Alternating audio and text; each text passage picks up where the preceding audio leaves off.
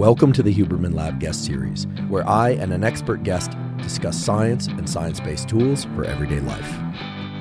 I'm Andrew Huberman, and I'm a professor of neurobiology and ophthalmology at Stanford School of Medicine. Today's episode marks the second episode in our 4-episode series with Dr. Paul Conti about mental health.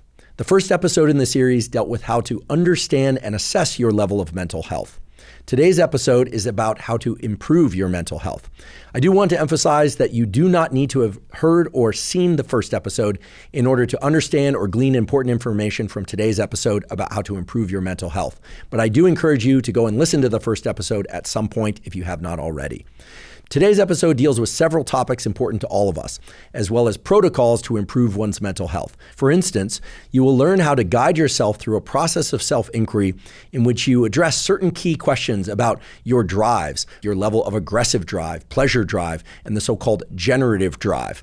These are essential things to understand about oneself if you want to guide yourself toward your aspirations and if you want to understand how your subconscious processing is influencing your thoughts and your behaviors and your feelings in ways that sometimes serve your aspirations and in other ways that can hinder your aspirations. Dr. Conti shares with us a way of assessing our internal narratives, as well as a way of creating a constructive self-awareness and an understanding of where those narratives and that self-awareness stem from in our childhood so that we can navigate forward with the greatest sense of agency.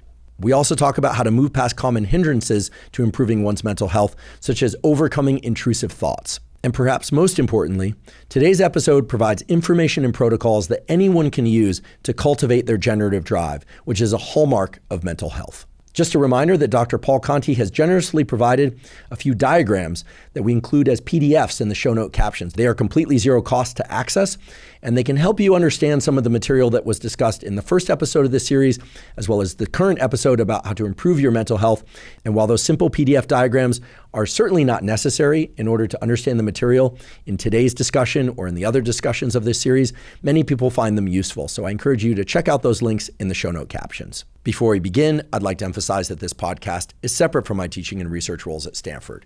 It is, however, part of my desire and effort to bring zero cost to consumer information about science and science-related tools to the general public. In keeping with that theme, I'd like to thank the sponsors of today's podcast. Our first sponsor is BetterHelp.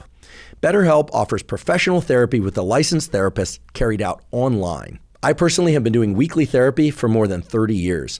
And while that weekly therapy was initiated not by my own request, it was in fact a requirement for me to remain in high school, over time I really came to appreciate just how valuable doing quality therapy is. In fact, I look at doing quality therapy much in the same way that I look at going to the gym or doing cardiovascular training, such as running, as ways to enhance my physical health. I see therapy as a vital way to enhance one's mental health. The beauty of BetterHelp is that they make it very easy to find an excellent therapist. An excellent therapist can be defined as somebody who is going to be very supportive of you in an objective way, with whom you have excellent rapport with, and who can help you arrive at key insights that you wouldn't have otherwise been able to find. And because BetterHelp therapy is conducted entirely online, it's extremely convenient and easy to incorporate into the rest of your life. So if you're interested in BetterHelp, go to betterhelp.com/Huberman to get 10% off your first month. That's BetterHelp, spelled HELP.com/Huberman. Today's episode is also brought to us by Waking Up. Waking Up is a meditation app that offers dozens of guided meditation sessions, mindfulness trainings, yoga nidra sessions, and more. By now, there's an abundance of data showing that even short daily meditations can greatly improve our mood, reduce anxiety, improve our ability to focus, and can improve our memory. And while there are many different forms of meditation, most people find it difficult to find and stick to a meditation practice in a way that is most beneficial for them. The Waking Up app makes it extremely easy to learn how to meditate and to carry out your daily meditation practice in a way that's going to be most effective and efficient for you.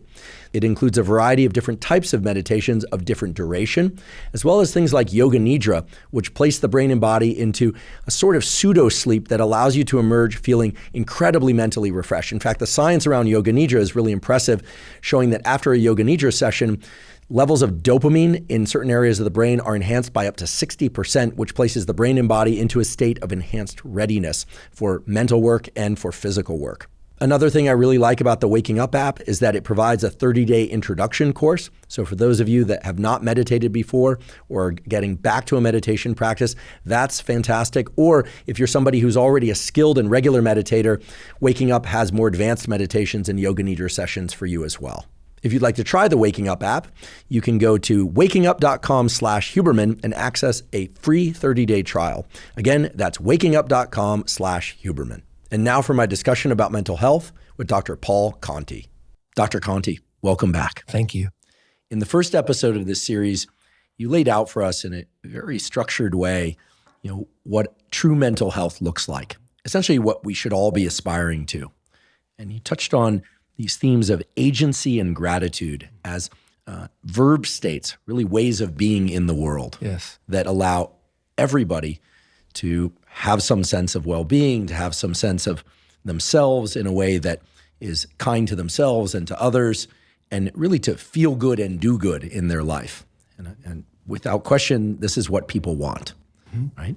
You also spelled out for us these two pillars, the structure of self and the function of self, that consist of a number of different things that from which geyser up or kind of, give rise to these feelings of empowerment, humility, agency, and gratitude. And reminded us several times that when we are challenged, when we're not doing as well as we would like, that we need to look back to the structure of self and the function of self and ask specific questions in order to arrive or re-arrive at the sense of agency and gratitude. Mm-hmm. Yes. I think it would be wonderful for us if you could just sort of recap the overall model because it has the components that I just mentioned, but there's some subtlety and some really key aspects of these pillars of structure of self and function of self. And I think if people keep in mind for today's episode, which is about challenges that people commonly face, and even, if you will, phenotypes that we see commonly out there. For people that haven't heard of phenotypes are the typical appearance of something. So there is the phenotype of the anxious person, the phenotype of the person who just can't seem to get out of a rut. There's the phenotype of the traumatized person. And these things play out differently in different individuals, men and women, boys and girls. But we're going to visit many of the most common phenotypes out there and think about how to do better, be better, feel better through the lens of the model that we spelled out in episode 1. And of course, if people have not seen or heard episode 1, today's discussion will still be entirely accessible to them. So in keeping with that, if you could just give us an overview of what this structure of the healthy self looks like as a roadmap for where we're all headed today. Thank you. Thanks very much. Revisiting the pillars is I think the best place to start because there really are routes to understanding. And if we understand, then we can strategize, we can make change, right? We can make things better. So the first pillar, the structure of self, starts with the unconscious mind, right? This incredibly complicated biological supercomputer that's firing a mile a minute, right, underneath the surface in us and is throwing up to the surface all sorts of thoughts and ideas and states that then the conscious mind apprehends. Then our awareness comes into play. And then we have defense mechanisms that sort of rise up from the unconscious mind and they circle and sort of gird themselves around the conscious mind, which they can do in an unhealthy way or in a healthy way or anything in between. And then the character structure is sort of the nest around all of that. And it's from the character structure that we are engaging in the world in the ways that we're engaging, right? It's our active engagement with the world around us. And the idea is that the self grows out of that. It grows out of that nest, sitting on top of the unconscious mind to the conscious mind rising above the defense mechanisms and the character structure. And if we go back to that when we're trying to understand ourselves, if we're trying to understand states of health as well as states of unhappiness or states that aren't healthy, right? By going back and looking at the structure, we can learn a tremendous amount. And the other side, the other pillar is the function of self. And it really starts with the self-awareness, right? The awareness that, hey, there is an I, right? I am in the world, right? These 24 hours in the day are going to pass today, and I'm going to be doing one thing or another. I'm to some very significant extent deciding how am I going to engage in the world around me during that time, right? So on top of that are the defense mechanisms in action. So defense mechanisms, remember, are unconscious. So there's a lot then going on inside of us that's determining sort of the field set of options, right? There may be a lot of automaticity that narrows down the set of options of what we may entertain, what we may be aware of, what we may decide. And that could happen for better or for worse, depending upon the health of the defense mechanisms. But on top of that lies salient. So the idea then we would next visit, okay, what are we paying attention to, right? What's coming from inside? What's coming from outside? And we have to not pay attention to many, many, many, many things in order to pay attention to whatever our attention has alighted on at the moment. So it's a complex process. And it's worth looking at very closely if we want to understand ourselves. So after thinking about the defense mechanisms in action, right, the unconscious aspects of how we're engaging with the world, then next to consider is salience, which is sort of where does the mind arrive at rest, right? Where does the mind trend towards? Is it something internal? Is it something external? What are all the things we're not paying attention to in order to pay attention to something? And is that thing healthy? Is it not healthy? Is it serving us well? So there's so much to understand about salience. And then the next step beyond that is understanding behavior, right? How are we engaging with the world around us? What are our behavioral choices? What are our automatic behaviors? And then sitting on top of all of that are our strivings. So we have a sense of wanting something in the world around us. And like, what is that? And how are we trying to get to it? And how does it make us feel? So if we look at the 10 elements, right, the 5 under the structure of self and the 5 under the function of self, then what we're really looking at is sort of like looking at 10 cabinets, right? And if we're trying to understand ourselves, whether we're trying to just generally understand ourselves or we're trying to get at a problem, right, then looking in all 10 of those cabinets makes sense, right? Some of them will be bare, meaning that they may seem to have very little to do with the problem we're bringing. And we kind of maintain an open mind, right? We may be led back to that cabinet and there may be something there. But what usually happens is if we look in all 10 places, we find a couple where there's some rich material to explore. Sort of the X marks the spot, and then we go and we dig there, to sort of mix metaphors. We dig in the cabinet where we're going to find something, right? And then it leads forward a process of understanding. And if we're bringing those things into line, where we have a healthy structure of self and a healthy function of self, and we're aware of all of this and we're working on it, we're self-aware and we're paying attention to everything built on top of that,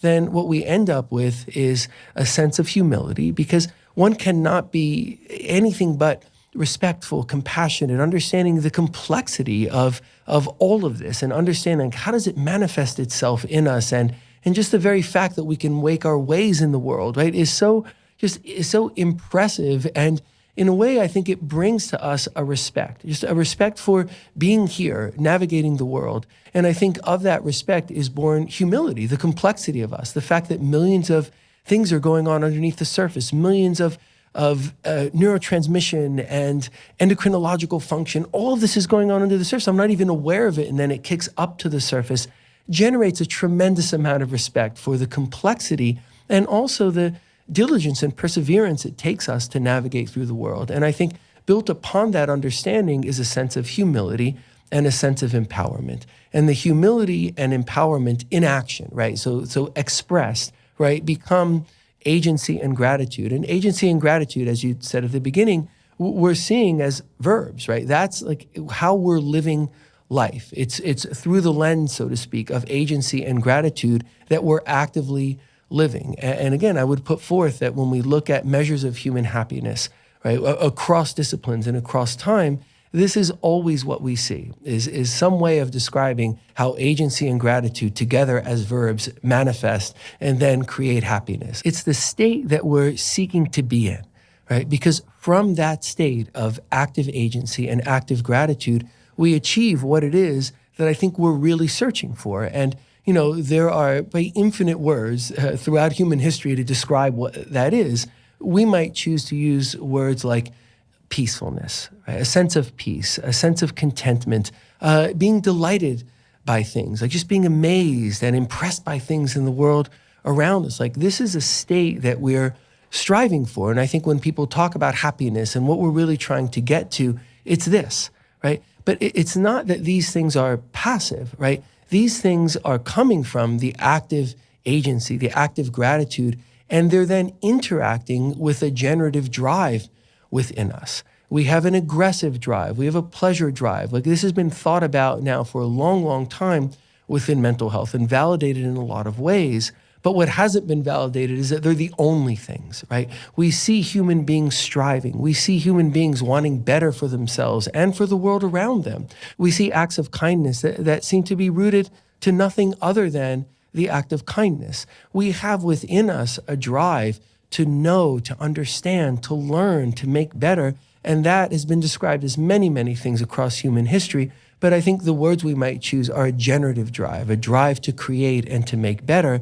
And it's the generative drive as something active within us, right? That is then aligning with agency and gratitude, right? The active ways in which we express ourselves. And then that all together brings us the peace, the contentment, the sense of delight. Sometimes that may exist in us in a state of rest, right? But very often it's existing in us in a state of activity, right? And that's why people find, the quote unquote happiness, like what people are seeking, not just in, meditation. Sometimes we can find it there, but people also find it in action, right? They find it in doing that thing that they love to do, or in taking care of someone and learning something. So when we look at all of this, we can then have a route of understanding what is going on inside of us and how we can make the changes that let us be in this state, which is really the state that we're seeking. I really appreciate that you highlight that agency and gratitude are verb states from which peace, contentment, and delight emerge. And also the way that you explain the generative drive that is distinct from aggressive drives and pleasure drives that exist in all of us.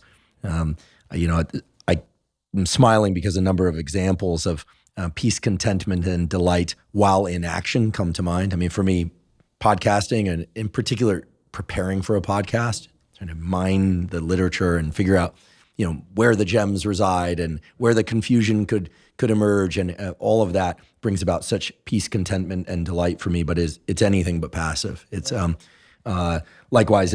Yesterday, had the experience of running into a puppy. It's been a while since I've owned a dog, and dogs are delightful. Puppies are particularly delightful. I had the experience of seeing you light up when you ran into the puppy. You did, and I'm still buzzing from that short interaction with the puppy downstairs, the Weimaraner puppy.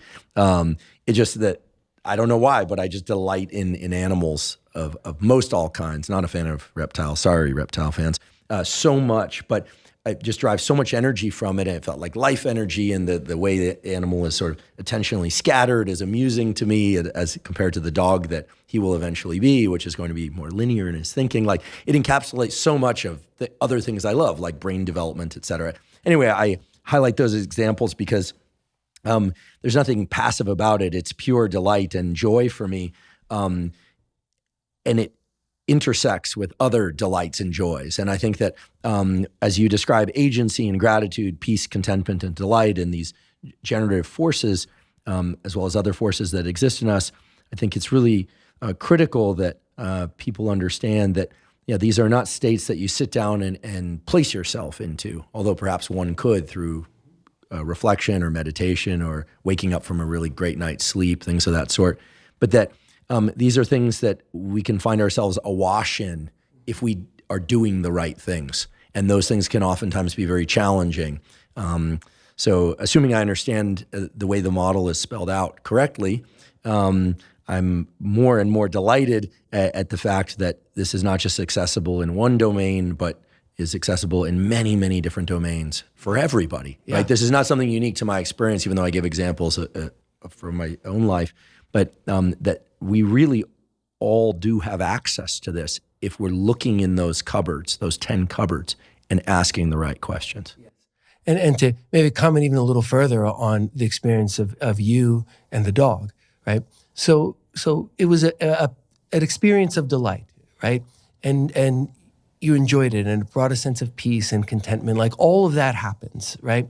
But think about what that's linked to. Like, I believe there's a strong sense of agency in you that you are enacting. There's a strong gratitude in you that you're enacting. You're handling your life in a way, and also for all of us, good things always come with good fortune, but it comes with our strivings and our achievements, that you're in a place to delight in that, right? If you're unhappy, like I don't like what I'm doing, I'm angry, I'm frustrated, right? Then there's no room in you to find the delight, right? And the delight that you find is also very much linked to the generative drive, right? It makes me think of how you loved and nurtured Costello, right? So you have it in you to love and nurture a dog, and you have done that in a really wonderful way. And that generative drive is part and parcel of the delight you feel when you see a dog, because you love dogs and you think about nurturing, and it all comes together. The agency and the gratitude expressed as verbs puts you in a position to have that sense of delight, which is so intertwined with your generative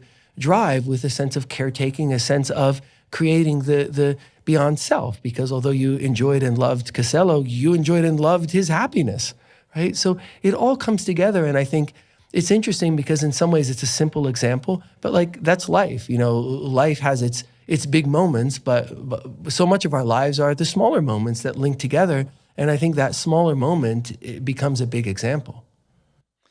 Well, I appreciate that you mentioned Costello. For listeners of this podcast that have tuned into early episodes, Costello was the source of the background snoring. For those of you that haven't, you can go check. Was a 90-pound English Bulldog Mastiff who had many skills, the best of which was snoring.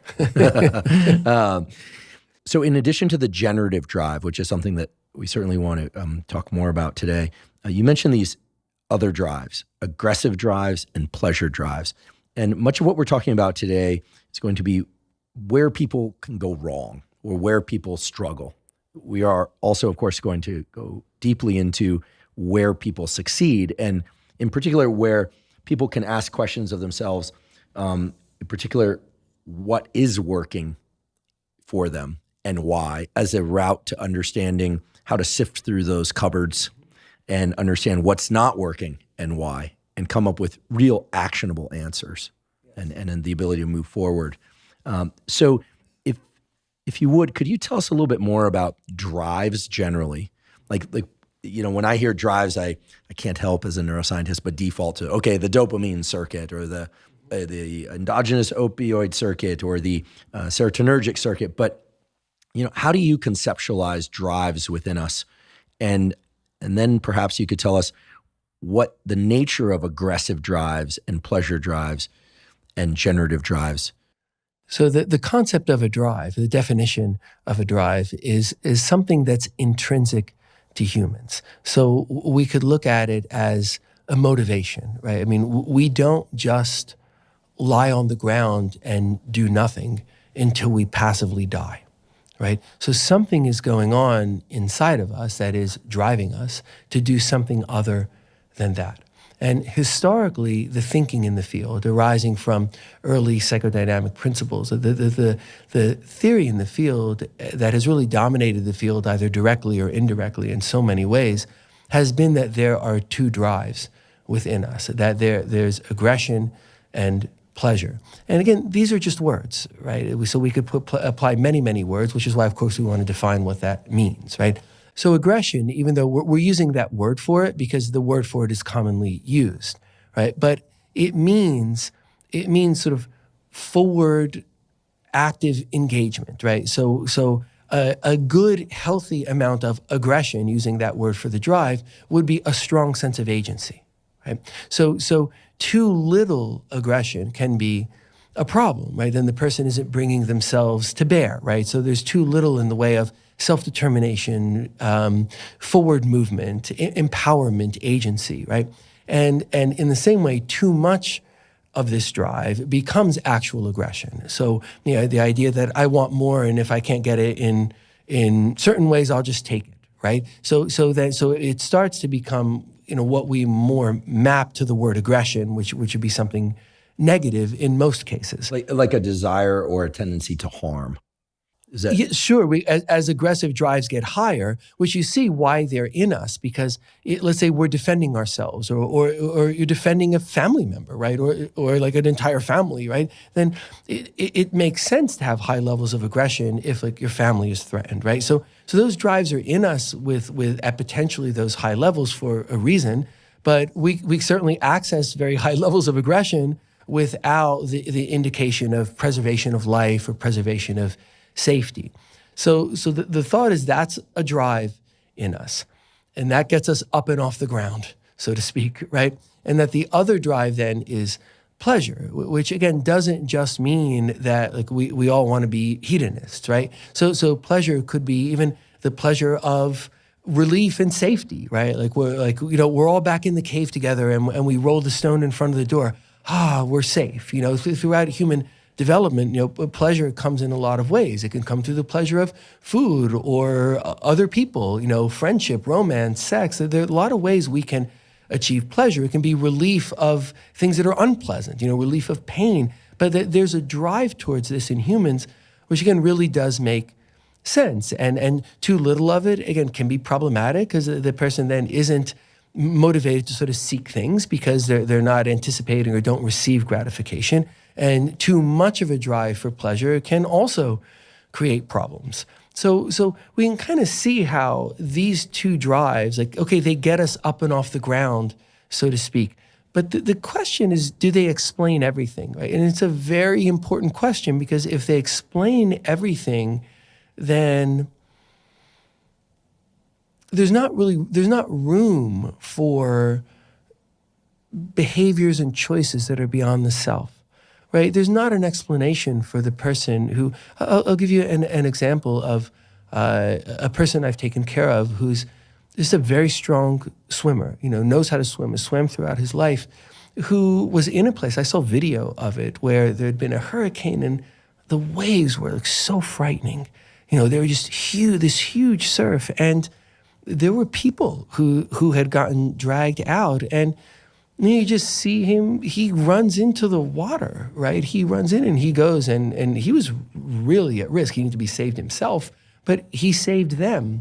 And I do not believe you can explain that through these drives. I don't think you can say, well, he was aggressive. He wanted to go and do something, that was imposing himself on the world, or he got pleasure in thinking, I'm strong enough to go do this. I mean, I think we're really gyrating, we're contorting ourselves, right, in order to explain it that way. If we think there's a goodness in that man's heart, I know there's a goodness in that man's heart, I know him, right, and that goodness seizes him in the moment, and, he knows that maybe he can save them, maybe he can't, he's not sure, but maybe he can.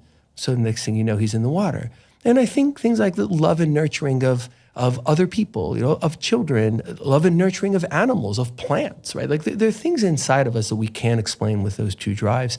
And I think they have led to a very sort of darker way of just conceiving of humans. I think it's a reason why now, you look at us in the modern day and age, we come at humans through the lens of pathology, right? I mean, there's a very, very thick book that if a person is assessing another person, is thinking about what numbers in that book apply, right? Which is that's not the way to go about understanding humans. And I think if we just think there are those two drives, we're not doing justice to humans, right? One, I think it's not true. I think it's evident that it's not true. And then if we're framing it in a way that's not true, we are not appropriately respectful of humans. And if we come from what I believe to be the truth, that there is a generative drive in us, a drive for the beyond self, a drive to make things better, whether it has anything really directly to do with me or not. And as with the other drives, there can be more or less in people, a combination of nature and nurture, what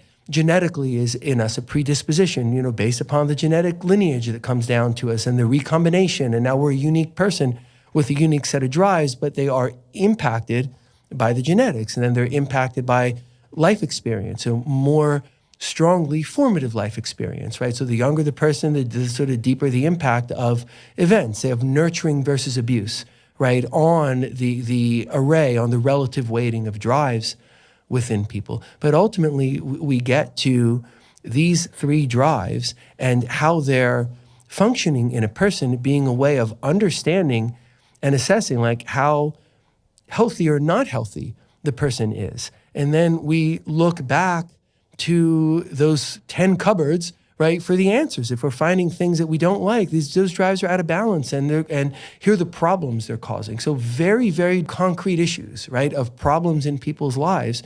We can look and see, where is that out of balance?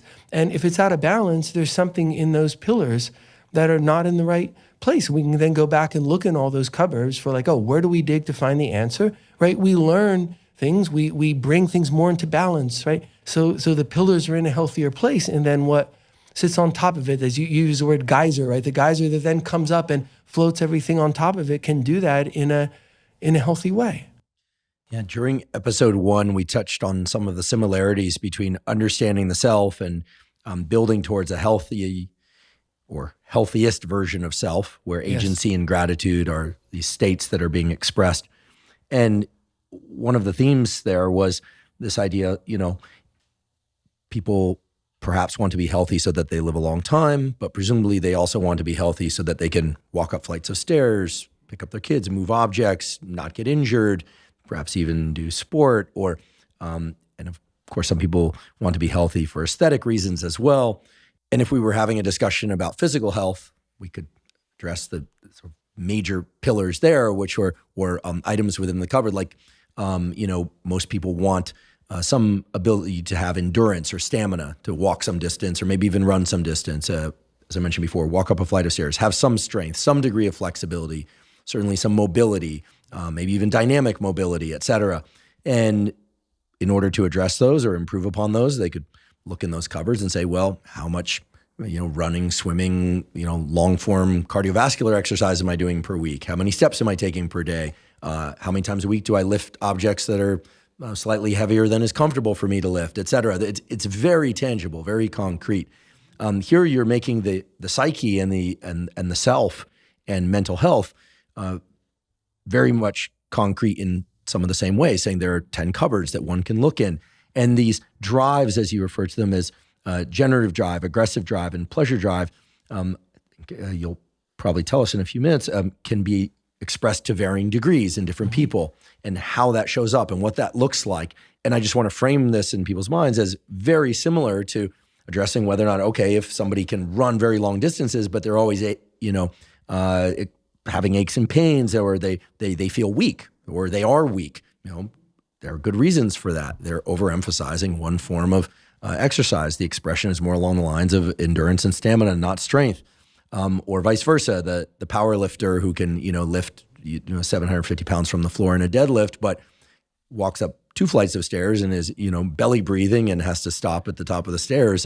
It's obvious in the physical realm. It's slightly more cryptic in the psychological realm, but here it's becoming concrete for us. So I think it's very interesting and very ironic, right? So the field that I'm in, the field of psychiatry, has historically wanted to be sort of part of the rest of medicine, or like the rest of medicine. And what I believe it's ended up doing is glorifying a taxonomy, right? Glorifying a category, mechanism of understanding human beings. So in the way that if I'm a practicing general medicine and you come in and you're congested and I determine like, oh, you have bacterial sinusitis, right? So now I've made a diagnosis, and now I know what I'm going to do about that, right? So I'm going to prescribe an antibiotic. Now the thought comes in of like, what antibiotic, right? But the identify sinusitis, now you need an antibiotic, is like kind of how medicine works, right? So the thought was psychiatry is going to categorize everything, right? So we'd say, okay, I've listened to you, like, I know your number or your numbers, right? And then once I've given you the numbers, now I know what to do. I prescribe this medicine, that medicine, these many sessions of a certain kind of psychotherapy. And like, that doesn't work, right? It doesn't work in mental health. It may, it's not that it never works, but if you're going to try and understand people, like, it's different, a problem of self. Like, if I have a lack of confidence in one area of life and not in others, right, that's a significant issue. It is not like bacterial sinusitis, where then, arrow goes to prescribe antibiotic. And I think what is ironic is that this route of approach, right, actually does bring psychiatry or mental health into line with the rest of medicine, right? Which is why you can make that parallel, and it fits well, right? When you're making the parallel to physical health and to, I want to be healthy. Okay, what are the components of that? What am I doing to achieve that? If something's not the way I want, let me go back and look at those components. It may be, because it's more tangible, sort of essentially easier to comprehend, right? Because it's more concrete. But I don't, in a sense, see it as cryptic, just less obvious, right? But if we go and we look at it and we say, oh, like that really makes sense, right? And in a sense, it makes sense that it makes sense, right? If there's a mechanism of understanding that applies to lots and lots of things that are more concrete, why would a similar kind of mechanism, like understand what the components are, understand what's built on top of them, like this, I believe, is how psychiatry actually fits with the rest of medicine, not by glorifying a taxonomy, but by coming through the lens of understanding.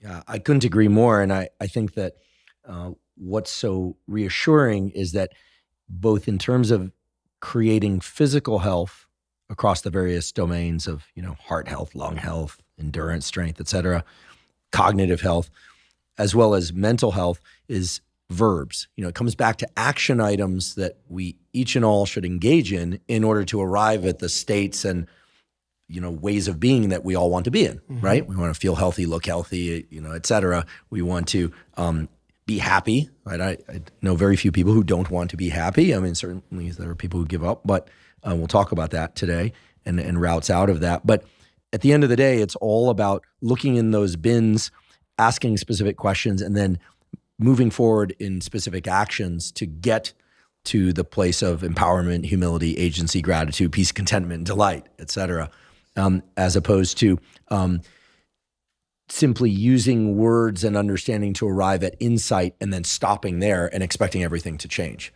And I think that's where a lot of people are confused about psychology, therapy, and psychiatry. And as you mentioned, psychiatry has its own shadows, if you will, within it, where the use of drugs, which certainly can be very useful, even life-saving, absolutely, oftentimes is seen as a fix-all that somehow could reorder everything within the cupboards and make the recipe just right, when in fact, as we'll talk about today, that is generally not the best route. But again, with the understanding that drugs can be very powerful tools. They can play a role, yeah, right? But it's important we understand what role is appropriate for them, and that's where we often go astray. I'd like to take a brief break and acknowledge one of our sponsors, AG1. AG1 is a vitamin mineral probiotic drink that meets all of your foundational nutrition needs. I started taking AG1 way back in 2012, so I'm delighted that they're sponsoring the podcast. The reason I started taking AG1 and the reason I still take AG1 once or generally twice per day is that it's the easiest way for me to ensure that I'm getting all of the vitamins, minerals, probiotics, and fiber that I need in my diet. Now, of course, it's essential to get proper nutrition from whole foods, but most people, including myself, find it hard to get enough servings of fruits and vegetables each day, and especially to get enough prebiotics and probiotics to ensure gut health. As you may know, your gut contains trillions of little microbiota, the so-called gut microbiome, which establishes critical connections with other organs of your body to enhance brain health, as well as to support your immune system and other aspects that relate to mental and physical health. One of the most common questions I get is, if you were to take just one supplement, which supplement would that be? And my answer is always AG1, because by taking AG1, I'm able to ensure that I'm getting all of the vitamins, minerals, and probiotics that I need to enhance my mental health, physical health, and performance. If you'd like to try AG1, go to drinkag1.com/Huberman to claim a special offer. They'll give you 5 free travel packs, and they'll give you a year's supply of vitamin D3K2. Again, that's drinkag1.com/Huberman to claim this special offer. So as we move forward here in defining and helping people gain, for lack of a better word, agency over their own mental health and self-understanding, and defining for them what action items to take. I'd like to ask you about some of the things that I observe in the world and hear a lot about, in particular from the audience of this podcast. It's obvious to me that people vary in terms of their level of aggressive drive, pleasure drive, and presumably generative drive as well. One common question is, how do I become more motivated, right? And of course that opens up a bunch of other questions, like, are people afraid of failure and that's why they're not motivated? Are people afraid of success? Is that why they're not motivated? Is there some underlying childhood trauma or unconscious process that's driving that fear, and so on? But if we were to take the psychiatrist perspective, your perspective, if someone comes to you and says, I just don't really feel like trying. it's, school's hard. School loans are excessive, which is true, by the way. It's not even clear that with a degree I can do much, or I had a series of failures in the work domain or in the relationship domain, and they're just feeling weighed down as if it's not worth trying. What does that tell you in terms of where to look? And what does that tell you in terms of their drives? I mean, do we conclude something about their innate level of aggressive drive, or their pleasure drive, or their generative drive? I mean, I think there are many such people out there, and then we'll consider some other kind of phenotypic examples. Right.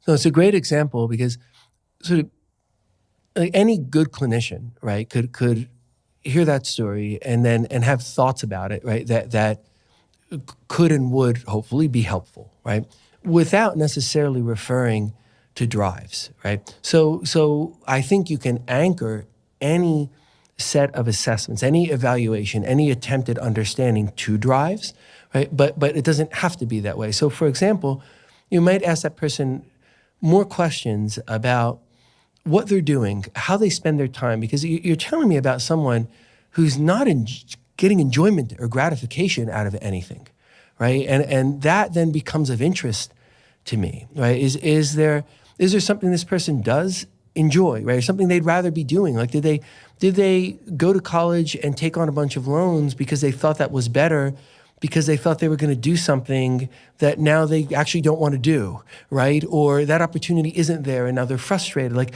what is inside this person that might seem different than that? And again, the answers could be complicated. It could be maybe that person enjoys what they're doing, but the cost of living where they are is so high that they still feel miserable. There's a sense of privation, and then that gets back mapped to like, I'm not getting any pleasure out of anything, right? So the answer could be as simple as you strategize with the person of, for example, does a person like that move, move to a different area? So like there's so many ways of looking at this and so many ways of understanding this, but you're describing someone to me who is kind of really complaining that nothing is feeling good, right? Nothing's providing a sense of enjoyment or of pleasure, right? So I would probably be interested in that first and think maybe the pleasure drive is higher than what's being fulfilled, right? Maybe the pleasure drive is low, and that's an issue in and of itself. But we sort of learned those things, right? Maybe the aggressive drive is low, and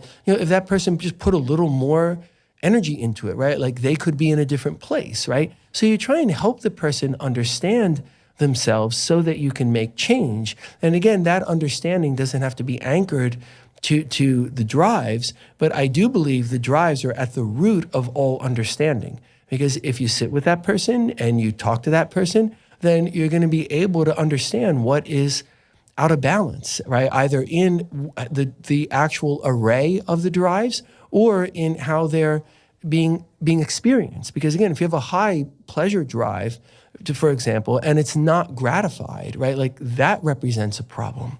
Right. Yeah. What about people who can experience some pleasure or can keep busy, say, for instance, on social media or playing video games? And I should also say, perhaps it's bringing them to a place of peace, contentment, and delight. But in some sense, it's not really generative, right? I'm not going to cast judgment and say that video games and social media are all a waste of time. I mean, I'm on social media trying to provide value to people and learnings, and I derive value and learnings from other accounts as well. But, there are these milestones, if you will, in life. I mean, not that everyone has to, go to college and get married and have a family. I mean, there are a lot of different paths through life that I would consider successful. But in some sense, there are milestones, like we want to move forward. There's this phenomenon nowadays of a lot of young people, so-called failure to launch. Like they're not leaving home, or they're not finding a vocation. They're not feeling as if they're good at anything. Or they have the sense that unless you're going to be like top 1% in something, it's not worth trying. But they can still find, what most people would describe as pleasures. Like they enjoy food, maybe a little too much. They enjoy alcohol, maybe a little too much. They enjoy social media or video games, maybe a little too much. And I say a little too much because it's providing more or less a sink or a reservoir for their aggressive and pleasure drives that's not moving them forward in the standard milestones of life. Mm-hmm. I hear about that a lot. I see that a lot. So it's a slightly more complex phenotype than what I described before as just simply the amotivated or non-motivated person. But, what does what do you think of that, of the phenotype I just described? Again, because we're unique, right? Each person is unique, although we fit categories, right? So there are categories a person there could fit that could be different from what I'm saying, right? But I think most people, they say on balance, right? What is most prominent, right? I think what is most prominent in that situation is there's something out of balance in the generative drive, right? And what you see a lot of times is the person has a generative drive in them that's higher than their ability to realize that drive. The generative drive then is frustrated. So I'll give an example. This is a real true story of a person who had worked very, very hard, gone to school for a long time, and had achieved a very high-paying job. And that was the goal, right? It's a prestigious job, it's a high-paying job. And the person for a while was doing quite well at it. And, things went relatively rapidly in a negative direction. So maybe for a little while the person's doing okay. Then the person becomes very negligent of themselves and their environment when they're not at the job. So, the house is a mess, things are dirty, the person is wasting time with things. So this is a person who enjoys, it wasn't exactly video games, right? But let's say it could have been, right? Well, enjoys them to a certain degree and can really gain pleasure and feel good about the time spent, right? But starts spending too much time, right? Now, what was pleasurable starts becoming a distraction mechanism, right?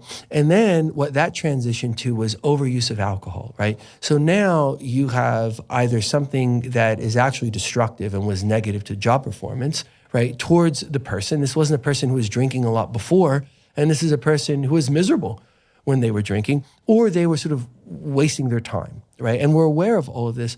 Well, there's a very clear problem, which is that that person had no interest in what they were doing.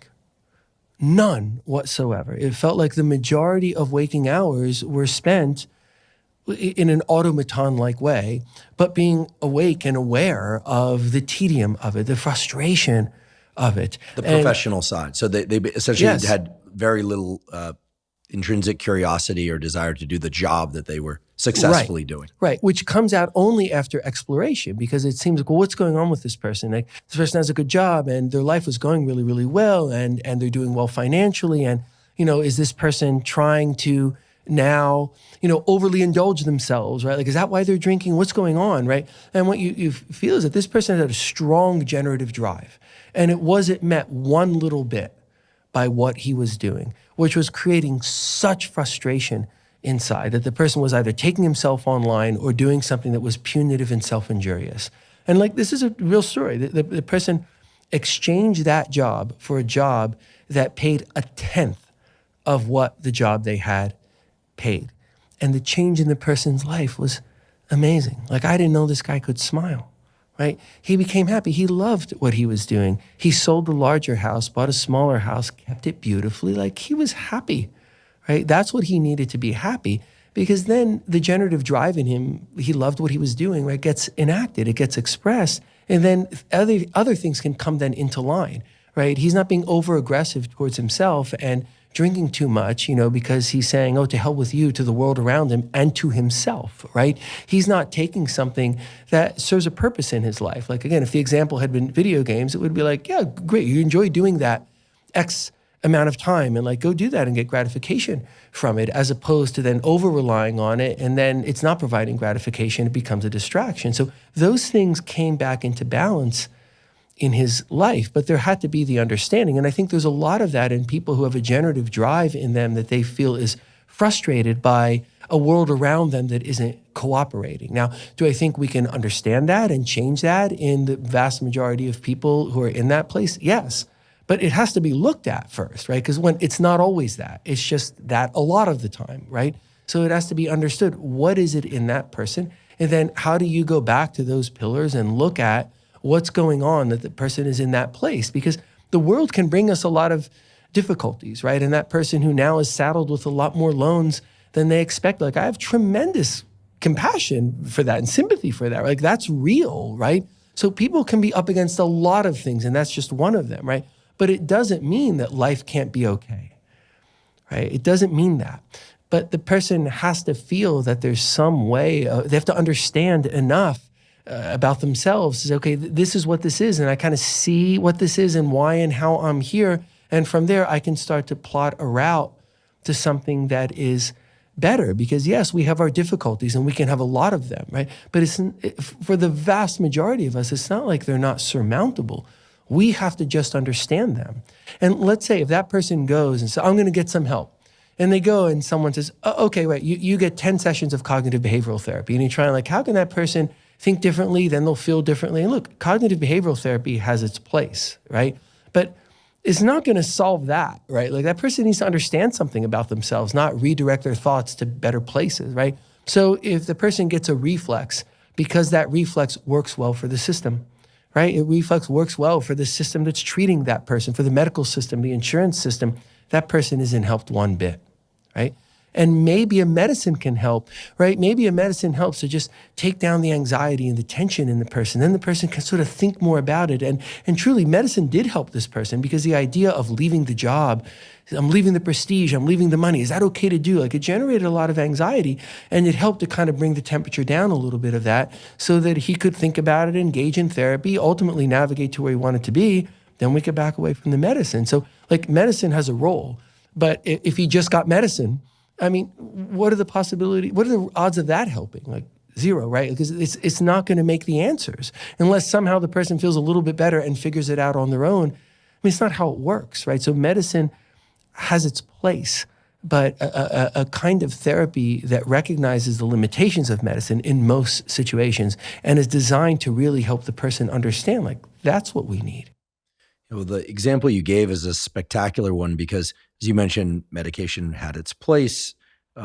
Perhaps even redirection of thought in some sense had its place because, yes, as I recall, under the pillar of function of self, one of the key items is salience, what we pay attention to internally or externally, what our internal narratives are. But in staying with the example of this individual, again, as a phenotypic example for everybody to learn something from, the asking of better questions about oneself is really what leads to the understanding. So that like better forms of inquiry, right? To me, these better forms of inquiry, better questions are really the cardiovascular exercise, the strength training, the flexibility training, the mobility training, coordination training of physical health, just translated to mental health. Right. It's so interesting, right? Because if you think about it, in the example I gave, both the therapy part through the system, right, the CBT has a place, right, and the medicine part also had a place. So both of those things have their role.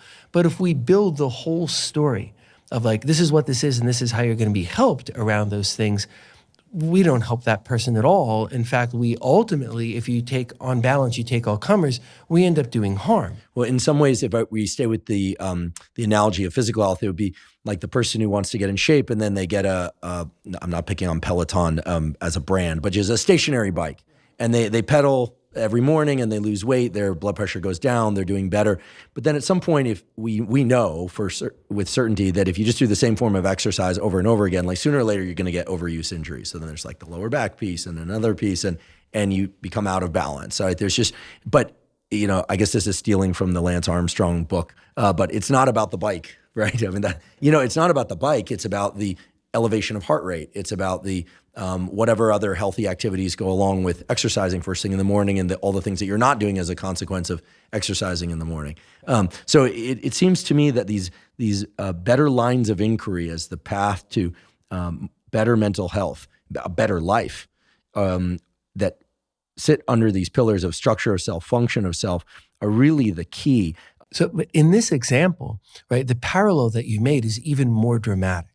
Right? It wouldn't be the stationary bike, right? Because the stationary bike is achieving a lot of ends, right? It would be more like telling the person, you should walk more briskly when you're going upstairs, right? Like, that's a good idea, but that's not going to make the change, right? So the idea that some CBT, some medicine makes sense, it's more like that, right? It's not that walking more briskly up the stairs isn't a good thing. It's that we can't build the story around your whole health is going to change based upon that. And then that's a problem then if the person thinks just walk more briskly up the stairs and you'll be healthier.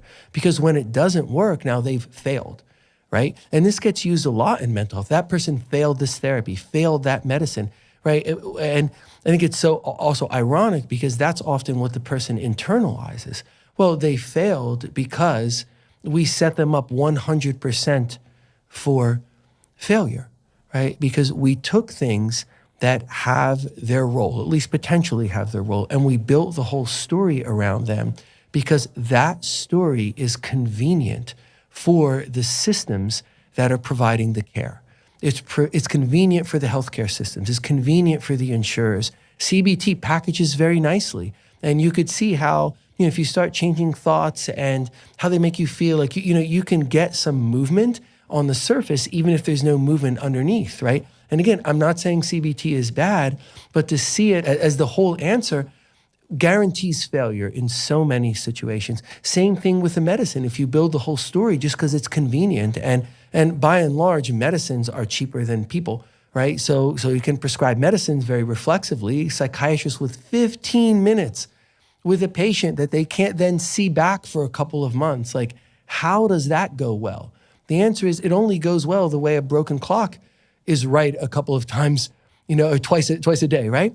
I mean, sometimes it goes well where just somehow it works out and that person can do a little bit of therapy in 15 minutes and choose the right medicines. But by and large, we do those things because they're convenient for the systems, even though that's why people don't get better like we think they would. That's why they stay in systems. That's why they come in and out of emergency rooms. That's why they're not able to stop the drugs that end up only being stopped when the person dies. Like, this happens all the time, and we don't stop it because we're coming from a perspective that is so limited. It's not saying, let's take a step back and look, can we really help someone? Can we really help that person understand? Can we help that person make change? Which ultimately would be, of course, so much better for the person and so much better for society, but is also better if we just look at bottom line dollars and cents, right? Because the short-term view of it is cheaper today to have a psychiatrist at a 15-minute appointment reflexively prescribe a medicine, that is cheaper today. Is that cheaper across time when that person is utilizing more resources or they're in and out of emergency rooms? It's so short-sighted, which fits with many ways in how our society works, right? That we want gratification and we want gratification rapidly. That's why a person would accept that their problems could be changed by a medicine, right? We're kind of conditioned that way. Well, and then of course there's the cost we don't see, which is that person doesn't get the opportunity to express their generative drive. And so right. the consequence of that is incalculable. Right. Yes. And if we take a step back and we look at that, I think that what we will see is that it's not quite like painted ourselves into a corner, but it's like, the idea that if there's a beautiful tapestry that's the size of the wall, right, that you can see that only standing back from it, right? I mean, this goes back, I think a couple thousand years, right? This sort of thought and idea, but if you come up too close to it, then you can't see what it means anymore. And we're up so close to it that we're thinking, well, okay, how could one parameter change? And, can this person get a 15-minute visit sooner rather than later? Or how about this medicine instead of that? And then it's like our noses are right up against the tapestry and we don't see that we're not doing right by individual people a lot of the time. And we're not doing right by society, which then if you stop and think about it, we're not doing right by us. Because any one of us could be in that position, and many of us have been in that position, being on the other side of things and really needing help and needing to understand. So any of us can be there. So if we're failing a lot of individual people and we're failing the society, it doesn't matter who we are listening to this, ultimately we're failing ourselves. I'd like to take a brief break and acknowledge our sponsor, 8 Sleep. 8 Sleep makes smart mattress covers with cooling, heating, and sleep tracking capacity. I've spoken many times before on this podcast and elsewhere about the fact that getting a quality night's sleep on a regular basis is the foundation of mental health, physical health, and performance. When we're sleeping well, everything goes better. And when we are not sleeping well or enough, everything in terms of mental health, physical health, and performance gets far worse very quickly. One of the key things to getting a great night's sleep is to control the temperature of your sleeping environment.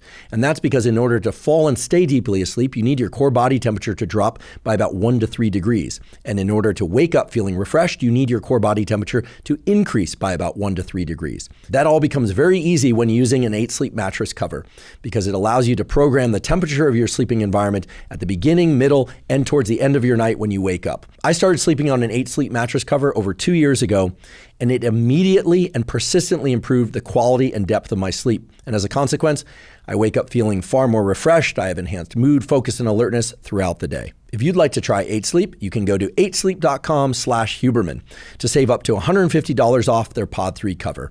8 Sleep currently ships in the USA, Canada, UK, select countries in the EU, and Australia. Again, that's 8sleep.com/Huberman. Let's therefore talk about what does work. And again, placing on the shelf the fact that medications can help and CBT, cognitive behavioral therapy, can help, but they are just but two components of a much larger picture. The map that we described briefly at the beginning of today's episode, and that is, by the way, available as a downloadable PDF in the show note captions if people want to look at it visually, and that was described in a lot of detail in episode 1, which I hope people will take the time to listen to because it's so rich with depth of understanding, and I'm certain everyone will learn a ton about themselves and others simply by listening to your words. I'm absolutely certain of that. That map provides essentially a description of the bins, the cupboards to look in to arrive at better answers, and even the sorts of questions that one might ask. If we could just talk about that in the context of the example that you gave of this person who made this really incredible choice to move away from this higher paying job. They were overindulging in certain maladaptive behaviors. And again, we will use this example, but this example is but one of an infinite number of examples that we could use of a person who's, in a struggle, right? They're doing something that's not working for them, and they're also not doing things that they know they ought to be doing, okay? This is important for people to understand because there are going to be people out there that are thinking, oh, like this poor guy, like he's making tons of money, poor him, but he was experiencing deep lack of satisfaction. So it could have been the reverse example, like the person isn't in a job that brings about enough wealth for them to thrive, right? Because there are financial realities to life. So it's just one example, right? Right. But it's a good one, I think, because the person left the money, right? So it's like, well, what would make you leave that, right? And it's, well, what would make you leave that is if you're miserable in the situation with that and you're happy in the situation without it. Right. So it's about leaving misery and finding happiness. So if you would be willing to share with us a little bit of your mindset during those sessions, meaning the sorts of questions you asked him about the structure of his self, or to reveal the structure of his self and the function of his self, that allowed the both of you to eventually set him down this far better course. What's better than moving away from frustration and overindulgence and maladaptive behavior to deep satisfaction, peace, contentment, and delight, and to become a generative human being? Right. So we can look in each of those 10 cabinets, right? So let's say we look in the unconscious mind cabinet. There's not much there, right? When the person was growing up, it was very clear that having more money and having a job that impressed people was an important thing. He internalizes some of it. So some of it's unconscious, but by and large, he's aware of it. And then that was revealed to you how you would ask him a question about, like, tell me about your upbringing. And he would say, yeah, money was important in my family, but I always felt like we had, enough. He wasn't super wealthy, but it had enough. And so when you say there wasn't a lot there, do you mean that there was no kind of like X marks the spot, or like blinking red light, like, whoa, there's something really in his unconscious mind that's in his way? Do I have that right? Well, more because it was conscious, right? So he was aware that it was very much like beat into him, right? Like, this is the only way to be okay, right? Is to have a prestigious job that makes a lot of money, right? But he's aware of it. If he weren't aware of it, we have to bring that to light, right? But he was aware. He's like, look, it has a big impact on me. It makes it hard to step away. Like, I know I don't really care that much about the money, but I also kind of do, Sure, So I always say money can't buy happiness, but it certainly can buffer certain stressors in life. Right. I mean, nobody, sometimes you hear people who have a lot of money saying, like, money can't buy happiness because, there are a lot of miserable rich people, but it's like, it's very different to have two night nurses to take care of a baby than to be the person who has to stay up all night taking care of a kid, especially, or a single mother versus a mother that has a partner who's willing to pitch in. You just can't compare. And while that's absolutely true, in this case, we're just looking at money, like as an endpoint, right? The idea that no matter what, right, how secure and safe, like, is more money better, right? And he had an intrinsic overvalue of that, right? So it made it harder to step away from it because he was overvaluing it. He knew he was overvaluing it just in and of itself, not even for what it gets you, right? But for the psychological meaning of it, right? Then we look at his defensive structures. If we look in that cupboard, you see that they've really shifted, right? They shifted from healthy places. Now they're sort of twisted and distorted, and he's doing a lot of denial, a lot of avoidance, a lot of rationalization, right? He's enacting a lot of aggression towards himself, and he's doing a lot of projecting, right? He's harming himself with the alcohol. He's punishing himself, like, so his defensive structure, it can be healthy. We know that because it was healthier, right? But then we see that it is so twisted. So we learn a lot from that, right? A lot is conscious in this person. The defensive structure can be healthy because it was healthy, but eventually it was healthy. Well, it was healthy before.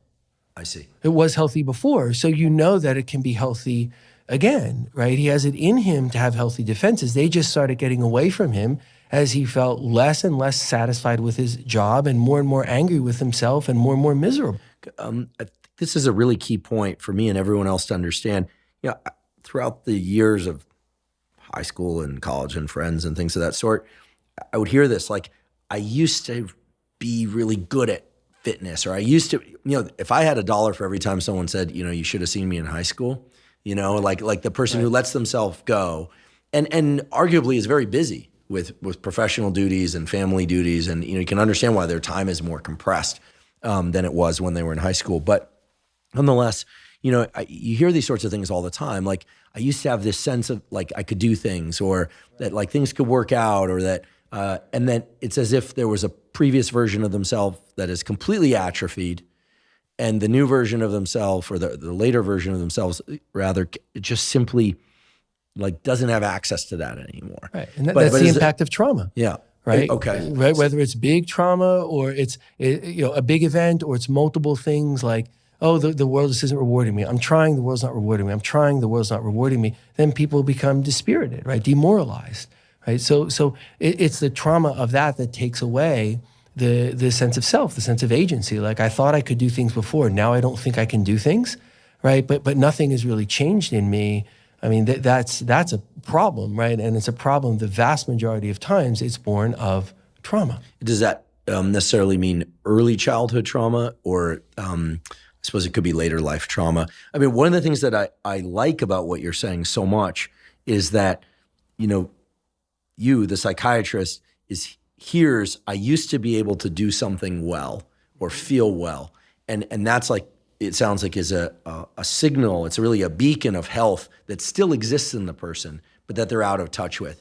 I think for most people, when they think about themselves, or people who talk about how they used to be functional in some domain and they're no longer functional in that domain any longer, it sounds as if, like, things are fundamentally broken. Like it's as if a piece of them that was functioning, like, drifted out of their body and left. Right. But I love the optimism, right? Because I think so much of what we're interested in covering today is not just what's not working and why, but also what's working and why, and what used to work and why.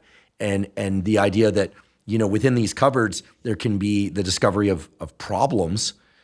Clearly, that's why one goes to the cupboards, right? As we're defining it. But that there are a lot of answers. The ingredients for success already exist within us. Right. Right, especially if we know we've had that ability before, right? Because we know that we had it before. So think about, in this man, he felt that he couldn't make change. Like, now he's stuck, right? Like, I got a lot of things done. I was able to get myself into this school and achieve this, and and then get this job. Like, he could do all of those things, but now he feels like he can't do anything to make himself happy. So, like, we know he could do that. He had a strong sense of agency. He doesn't now. Right.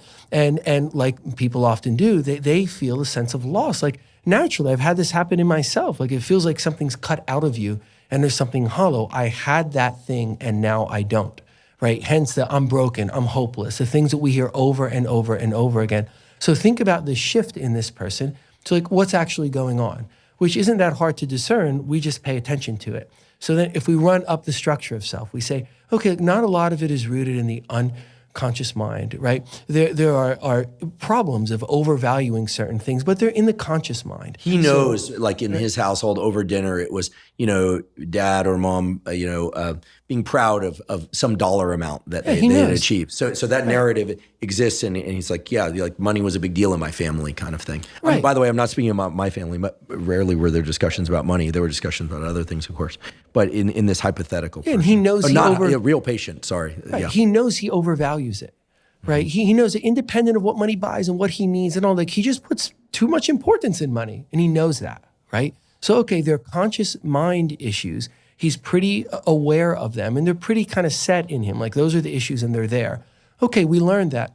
Then we go look at his defensive structure. Boy, that's very, very helpful to talk about. Wow, like you had a very healthy defensive structure. What were you doing before? A lot of sublimation, right? Could you explain sublimation? Yeah, take anxiety or tension or something negative in the self, or that could be negative, and you channel it towards something positive, right? He channeled that energy towards learning, right? He channeled some of the aggressive drive, right, into a sense of agency that got achievement. So you look and you said, right, those, that network, right, of defense mechanisms that comes up out of the unconscious mind was like looking pretty good, right? It was pretty clear. Light was coming through it in a way that wasn't distorted. And now we can look at, wow, like that, things are pretty different now, right? As he's saying, no, it's okay. Like, what do you mean I spent 10 hours of my weekend utterly wasting time? And what's wrong with that, right?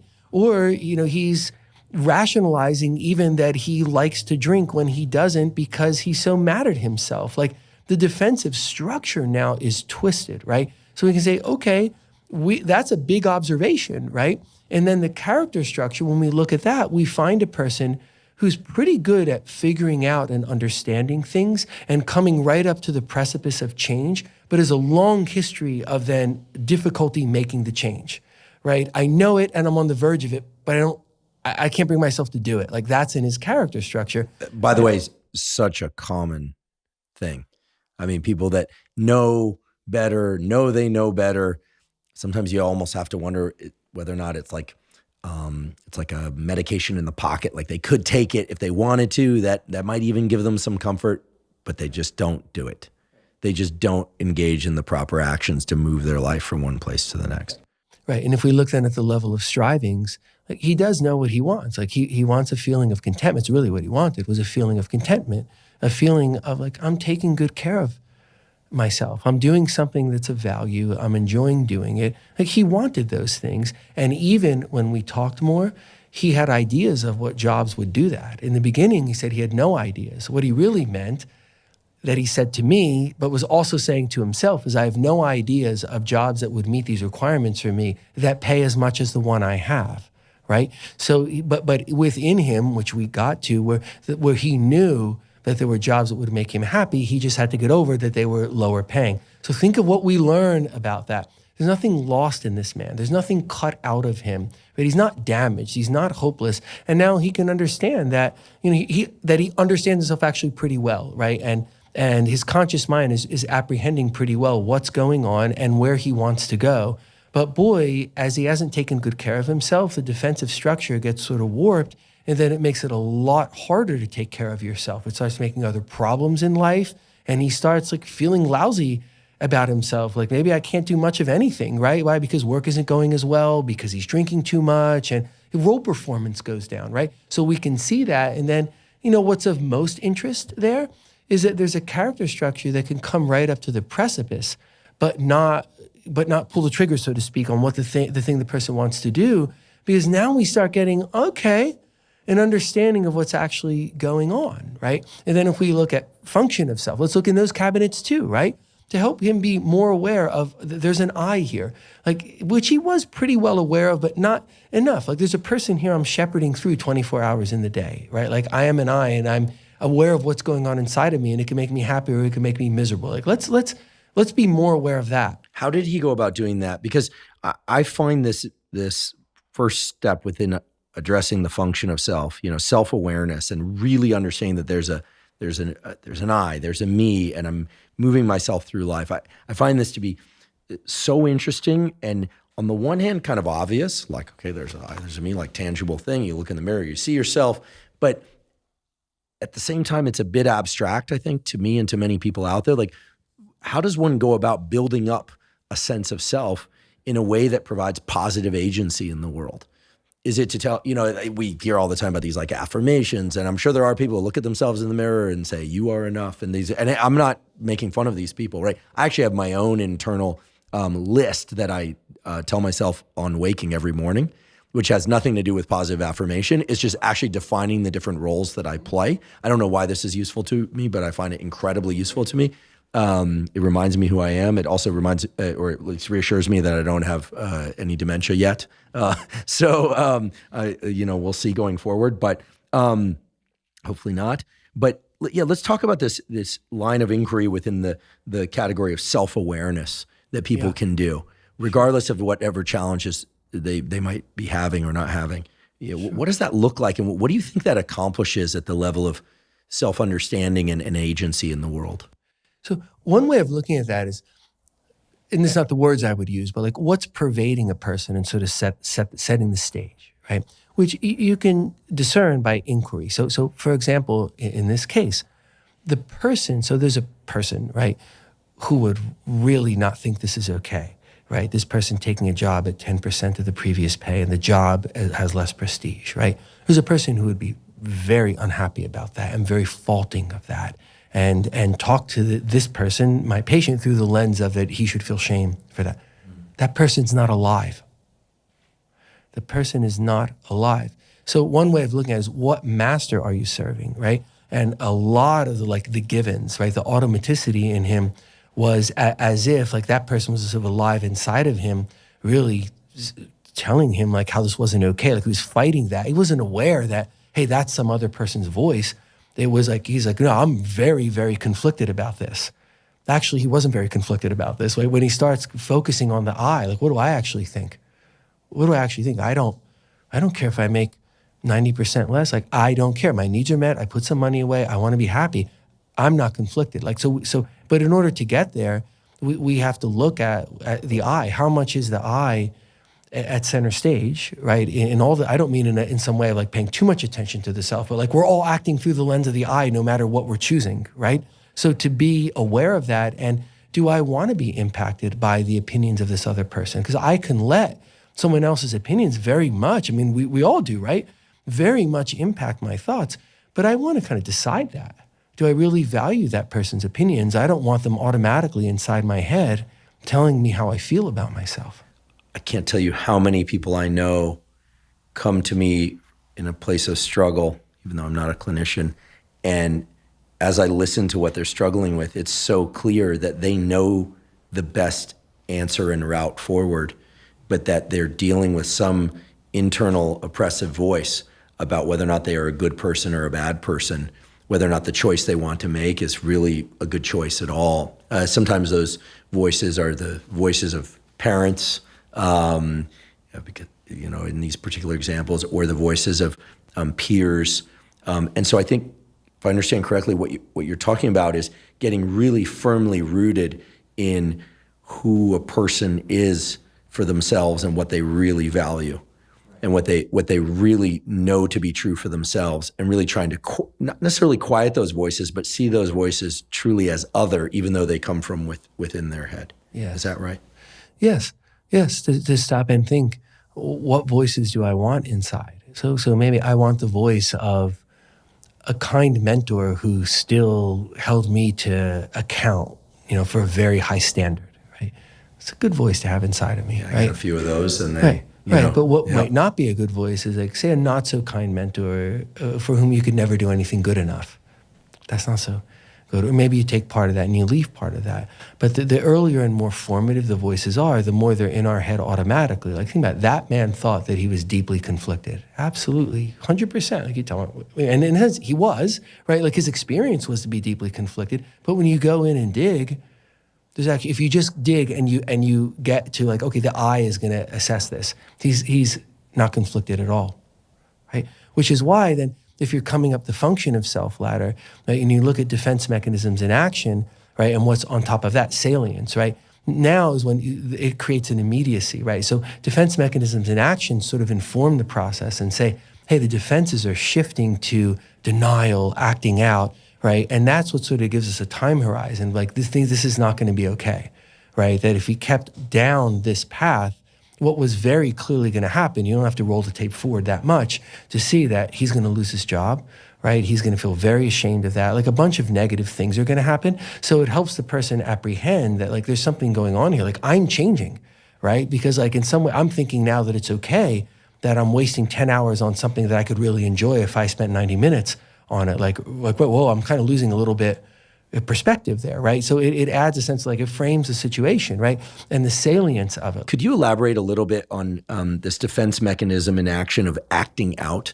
You know, I think we covered in episode 1, and I'm sure it will come up several times more during today's discussion about things like denial, projection, displacement, et cetera. Those defense mechanisms seem to have their own intrinsic definition, but you know, acting out is something that we hear more and more about these days. Like they're acting out. Like, what is acting out? Is it acting out of some conflict? Is it trying to demolish a struggle by going and doing something else?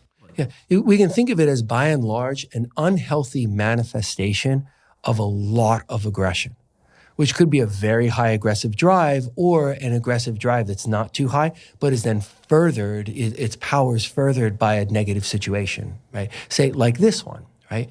Because the acting out, what was going on here inside of this person is he was very, very mad, right? And this isn't a person who expressed a lot of anger, right? So or had outlets for it, right? He wasn't going and running 10 miles, or right? This was all inside of him. He wasn't getting it out in one way or another. So what he starts doing is he starts acting out the anger. Now he's angry at the world around him because he's unhappy in it and it's not giving him more choices. Now, of course, this is about him and not the world around him, right? But he's feeling an anger towards the world that won't cooperate, right? And he's angry towards himself, right? Because like he can't make himself happy. Like, look at all of this, look at all that he did and look how miserable he is, right? So a way of acting out then is the drinking, right? Because the drinking is to hell with the world, right? You think I shouldn't be drinking at night and come into work hungover, I'll do it anyway, right? To hell with the world. It's a way of snubbing his nose at the world, right? He's also snubbing his nose at him, right? To hell with me, right? The guy who now doesn't come across the way he did before because I'm showing up at work, not in the responsible way I showed up before, but in a way that's a little disheveled, function is lower. To hell with me, right? It's a form of self-denigration. Like, let people think worse of me, right? Why? Because I'm so mad at myself that I think it's justified, right? And then there's also the inviting of, hey, if I really have an addiction problem here, I lose my job, it's like, fine, I deserve that too, right? Like, there's an acting out against the self that if the person doesn't stop and look at that, that can become true, right? Because that person wasn't built to say to hell with the world and with me, or to not even understand that what's to hell with the world mean. It also means to hell with me, and it's not good for the world or me, right? But he was able to understand that because we would look at like, wow, what's shifted in you? This is a person who did a lot of sublimation before, who now all of that's going into acting out. So they're not taking negative energy and doing something good with it. They're taking negative energy and doing things that are bad with it. Why? Because there's too much. There's a lot of negative energy. It's overwhelming everything else. And then it's going down these pathways where the unhealthy defenses are always beckoning us. Send the energy down here. It's easier to avoid than it is to face something and figure it out, right? It's easier to just act out than it is to hold what's inside of us and then think about why it's there. So the unhealthy defenses are beckoning us, and for him to see, hey, like you have had a healthy defensive structure. Like, you can be healthy again. You're not broken, right? But to also see the way these defenses are going is bringing real risk to your ability to even be happy. Or you get further down the shame and loss path, it can be hard, sometimes impossible for the person to get back. So it sets the stage at like, this is very, very important, what these defenses are, how they're being enacted, and for him to be able to see that like, oh, this could be healthy, but it's not now. Yeah, these slow, degrading forms of acting out and self-sabotage and sabotage of others, I think are the particularly dangerous ones because they're slow, and sometimes the change is imperceptibly slow, and then one day somebody arrives at a place where, as you said, they unfortunately can't get back, or it requires going into residential treatment or things that really big departures. Yes, big departures in order to get back into life. And I would never wish for somebody to choose to act out by driving off a cliff instead. But there are other forms of acting out that immediately wake people up. But it seems like people don't often select those. They select these more subtle forms of acting out where they don't get caught, and or no one's calling them out on it because plenty of people have 5 or 6 drinks at happy hour, right? As opposed to 50. Right. So it's slow self-sabotage as opposed to immediate self-destruction. And again, we're talking about alcohol, but we talk about food, video games, social media, arguing with spouse. I mean, all of these kinds of things that build up over time to eventually deliver people to a place of real problems. I'm curious, for this particular individual you worked with, sounds like that's not what happened. They started this process of self-inquiry around self-awareness. And did you see that the salience, that is what they paid attention to internally and externally, immediately shifted, and the defense mechanism of acting out immediately dissolved? I mean, what was the kind of contour and time course of this? There was less. So anyway, if we're looking in the cabinets, there's a lot in the defense mechanisms and action cabinet. There's not as much in the salience cabinet because this is the major thing on his mind. Right, above all else, and he was having intrusive thoughts about it, and his self-talk was about it. But we kind of already knew that, just like we knew it was in the conscious mind. So if you think, where's the money at, right? It's not as much in that realm because he's aware of it. If he thought, this isn't bothering me very much, and then he said, well, all his internal dialogue is about it, right? Then okay, there's a lot to achieve there. But just as he brought a lot that was unconscious into the conscious mind, was aware of it. It was salient. There's less to do there, right? Because the things to understand and change are not residing so much there. For people that are, no doubt, everyone is thinking about their own internal processes and where they could ask better questions and arrive at better answers to help themselves along. Perhaps you could elaborate a little bit more on this salience cupboard under function of self. To me, salience is what's most apparent, and as you talked about yesterday and again today, there's this internal narrative, like what's on my mind often, or what kind of jumps to mind. I've started doing this recently based on our discussions here, and I've noticed that under different states of arousal, and here I'm talking specifically about sleepiness versus alertness type arousal, like when I wake up in the morning or when I'm tired in the evening, where my mind is at, where it defaults to, and what I'm paying attention to throughout the day. Is that, just asking myself to notice, and I've certainly noticed some patterns. Yeah. For instance, I've noticed that anytime my overall state is elevated, more alertness, or in the middle of exercise, my mind goes to some not so pleasant thoughts. And it's interesting to me. It's like, wow, this is strongly correlated with states of internal arousal that are healthy. Exercise, within a limited frame or exercise in general, if done in a healthy way, is healthy. And when I'm sleepy, those thoughts never come about. When I wake up in the morning, certain thoughts tend to leap to mind, other thoughts no. So sort of categorization of different types of thoughts depending on my internal state. Is that the sort of line of inquiry that you're suggesting or describing here? Yeah, I think it's about half the picture, right? Because half the picture would be what's going on in your mind when your mind is sort of at rest, right? What is then starts playing itself, right, in your mind, right? The other side of it is what comes to the fore when there's a lot of competition for attention, right? So I'm sort of making this up, but the idea that if he stubbed his toe really badly, he'd still be thinking about this. Right? Because there's so much power. Now, again, maybe if, God forbid, he has a badly broken bone, there's a lot of pain, he's going to think of that first, right? But it takes a lot of other stimulus to be more salient than this, right? So you can look at what's coming in your mind when your mind is sort of free and open. That's very, very important and relevant. And then what's winning out when there's maybe a high arousal state and a lot of competition for attention. That's very helpful. Again, I think that along with this self-awareness piece, the asking of oneself, what is happening in my mind when I'm in different states or throughout the day, and as you're describing now, also including when there are other things available to think about. Like, does that include how often I'm distracted by a particular thought? Like how many times throughout the day my mind goes from the conversation I might be in to something else? Or, Yes. Yeah. Does it hijack your attention? Is one way of putting that. A lot of people mention to me challenges with intrusive thoughts.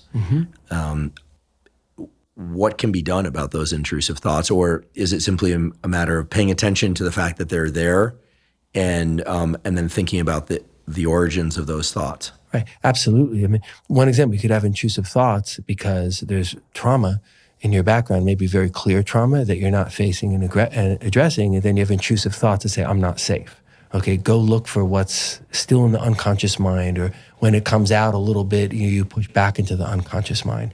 That's a very different scenario than, like in this case, this man was having intrusive thoughts about his job situation, his overall situation, and it made sense that he was having those intrusive. They were markers of the acuity of it, right? Of like, you have to do something about this, or like something very bad is going to happen. So the intrusive thoughts there, and this made sense, right? And like, this is not going well, and your mind is sort of forcing you to pay attention to this because time really kind of is of the essence. You're at real risk now. So intrusive thoughts can be anything from, as they often are, they can be markers of something that is traumatic, something that's underneath the surface, something that is really bothering us that we've shoved down, that's making guilt, shame, distress, vulnerability.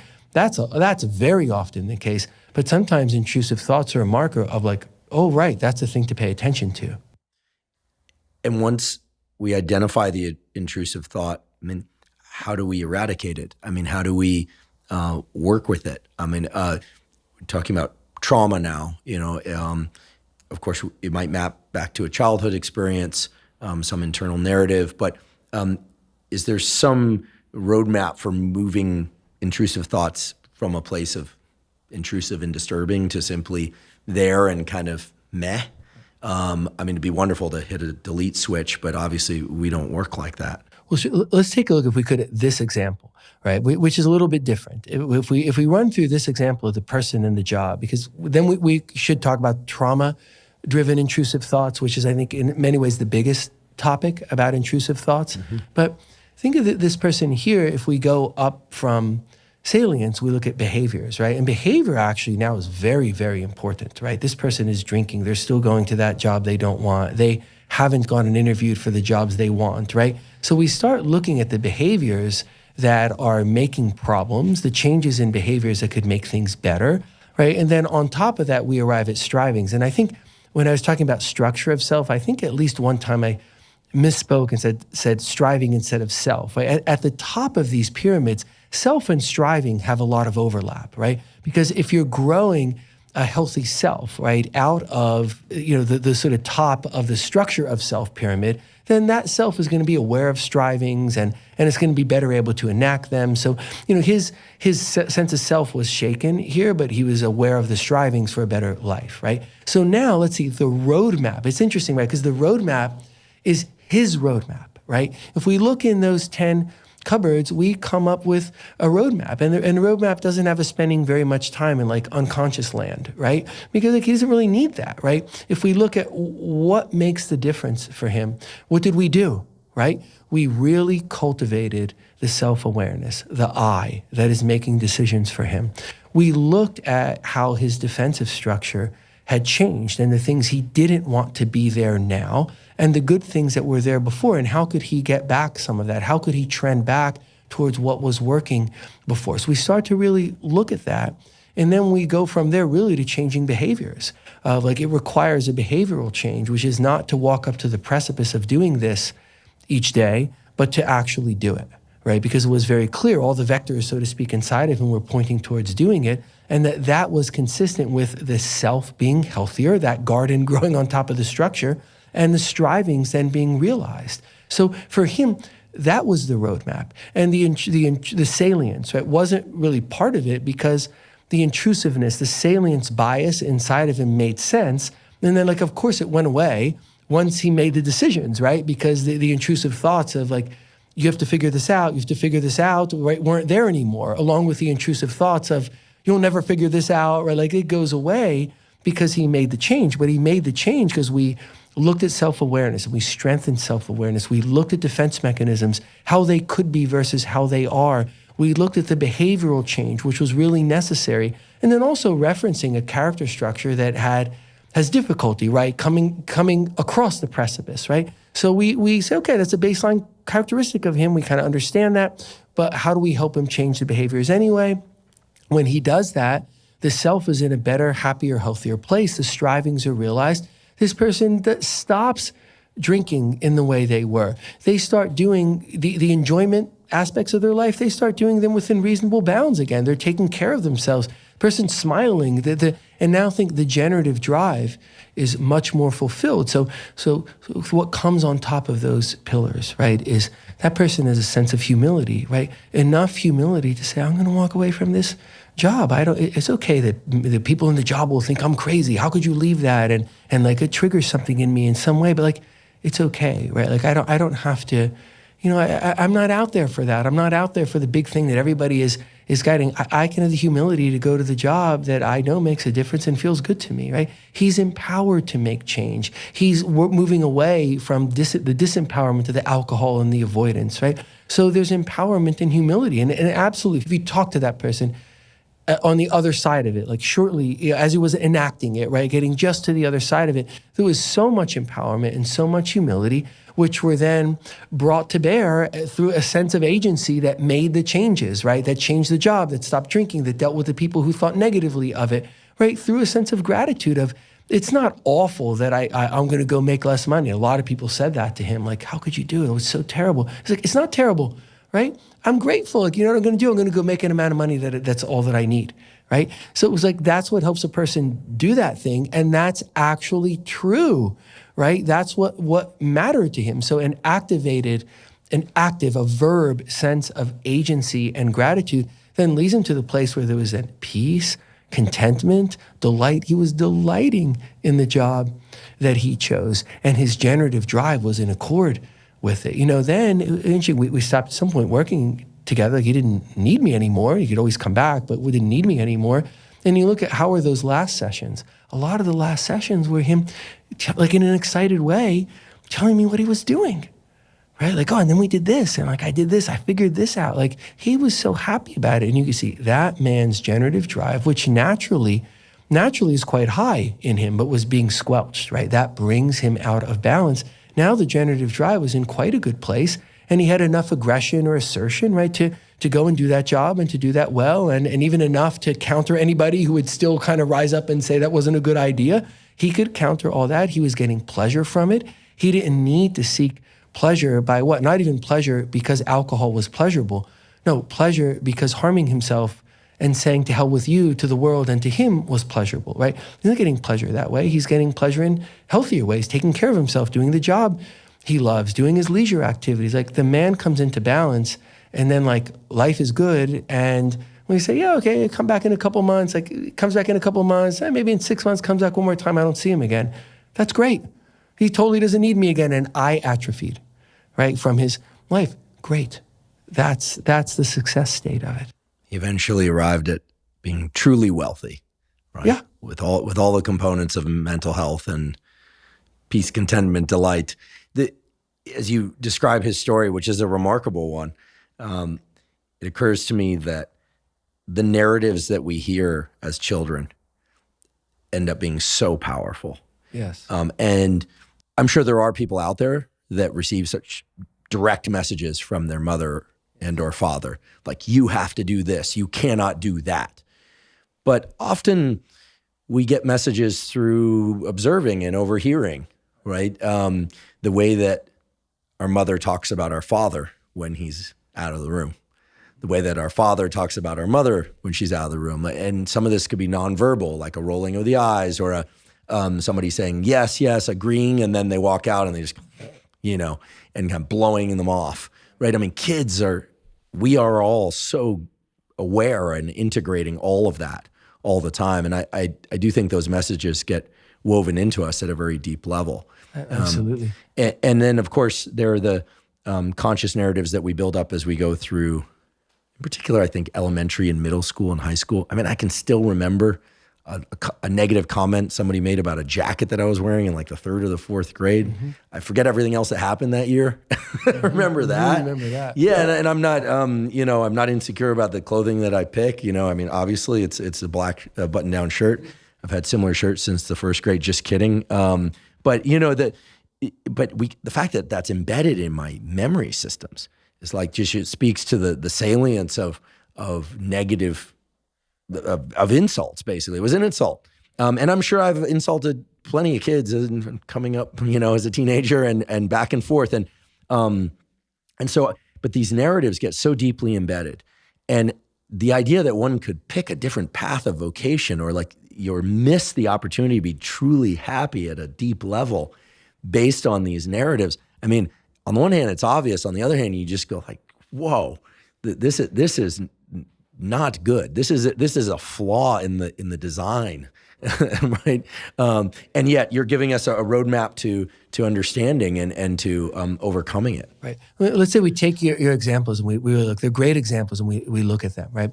The person making fun of the code in 3rd grade. Right. We're assuming it hasn't harmed you. It hasn't changed the course of your life. Right. What does it tell us? It shows that negative stimuli are very salient.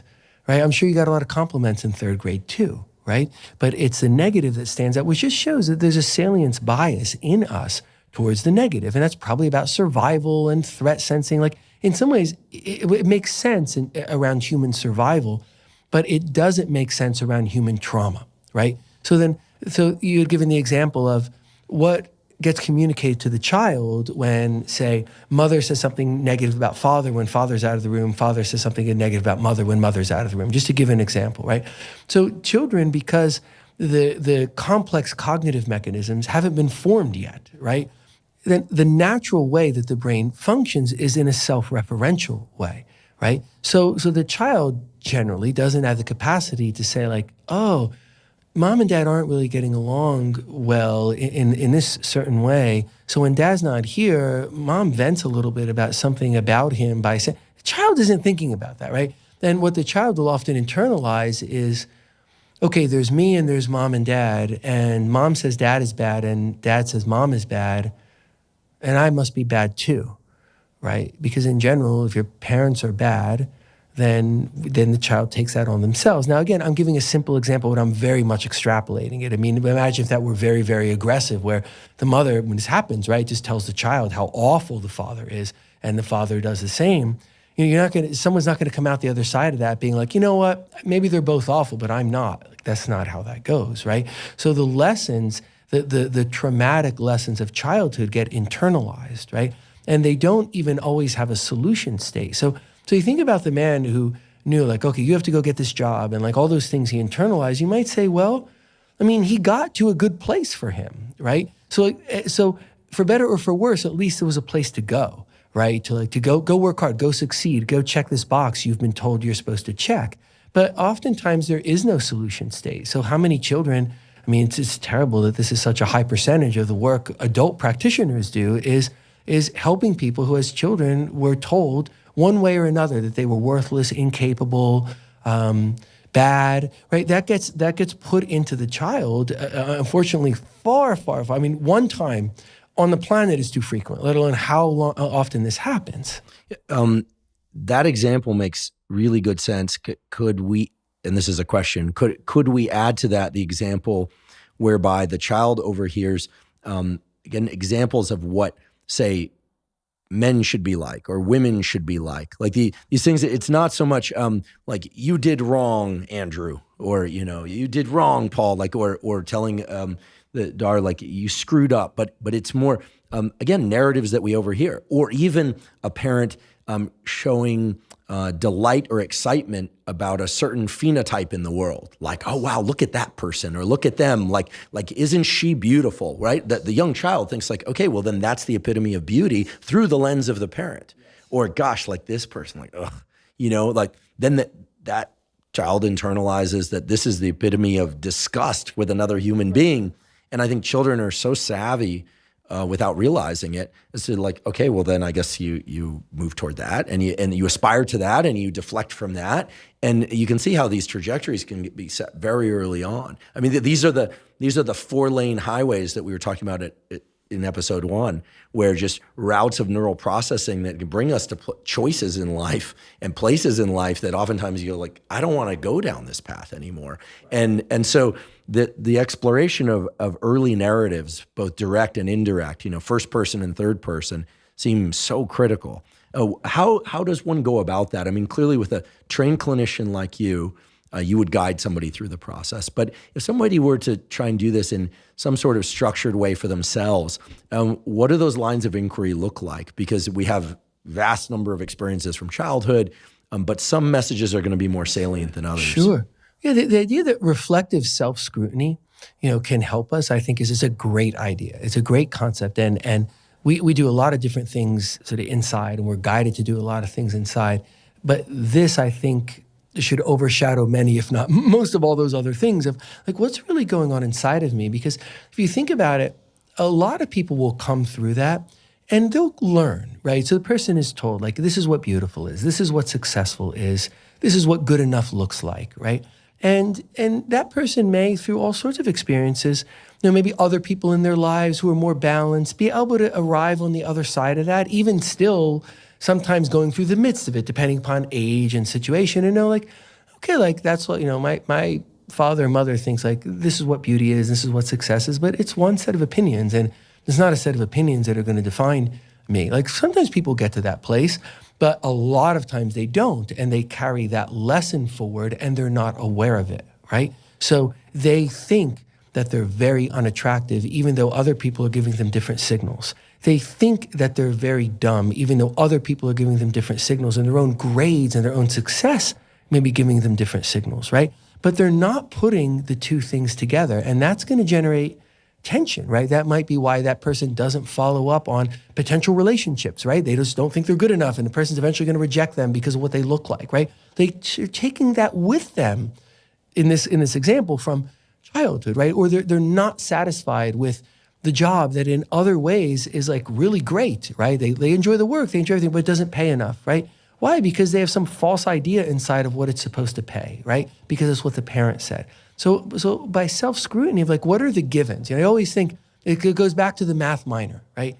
If you can't solve the problem, go back and look at the givens, right? What are you taking for granted? Like, oh, I know that every time I see an X, that X equals 4, right? Really, maybe you wrote down 4 somehow because you were thinking of 4 at the time, and X actually is a 3, right? So like, just go back and look at what you're taking for granted, right? And a lot of times this is what we're doing in the therapy process. And then that's when the person can realize, so I'm simplifying, but for the person to realize like, oh, there's a voice in my head, so to speak, it's an actual voice that is the voice of this person, right? Who may not even be around anymore, whose opinion doesn't mean to me what it did before, but that voice is saying, you're unattractive, you're not making enough money, you're not good enough, right? And you know what? I don't believe that, right? They can identify that, and then it doesn't happen all at once, but you can get it out of you. But generally, you don't get it out of you unless you realize that it's there.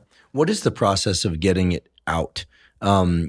Because I think that we all have the capacity to remember certain things and to arrive at a place where we can understand, okay, I'm taking for granted the fact that there's a voice in my head that says blank. Actually, I have a brief anecdote to say about this, and this isn't the quote unquote I have a friend thing. I literally have a female friend who the other day called me laughing and crying because she was being evicted from her apartment, and she told her mother about this over the phone, and her mother's response was, "Well, at least you're thin."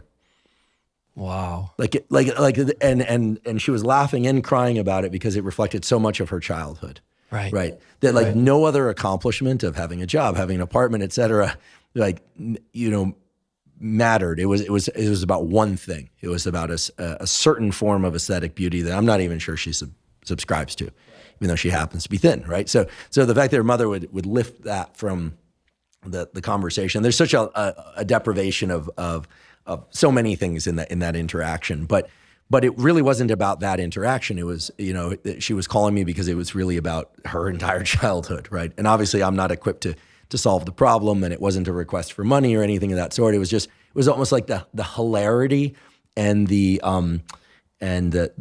sadness of the whole picture, right? But again, it speaks to these narratives that we internalize and that sometimes show up in very glaring ways in the real world. It's like, to hear that, I think, was shocking to her. I think she needed to tell me to is this real? But then it was clear that message had existed in her head for a long time anyway.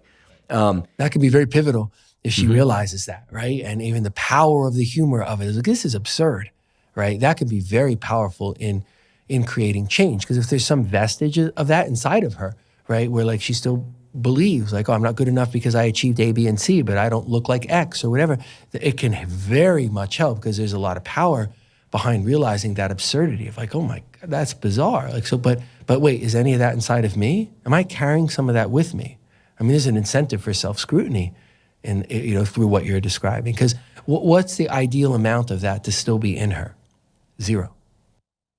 So as one comes to realize the messages they've heard, or perhaps like in this case that they're still hearing, is the process of overcoming those messages and really arriving at the self, it sounds to me like it's a two-part process, at least two-part process. It's to look in the bin of what are the givens, what am I taking for granted about the internal narratives, and thinking about their origins in childhood or elsewhere, but then also cultivating the self-awareness piece that's under the function of self. Like, wait, what's really true for me at the level of me that isn't and this is really, I think, about separating out the voices in one's head, these internalized narratives, from the person that we really truly are. Because the idea is that those two pillars encompass everything we need to look at, right? Those 10 cupboards encompass everything. So it's all that, right? The person who's going and looking at the givens, they're trying to understand what might be in my unconscious mind that I'm not aware of, right? And wow, the last time I got this like big award at work, I had this reflexive thought of like, but you're not thin enough. Wow.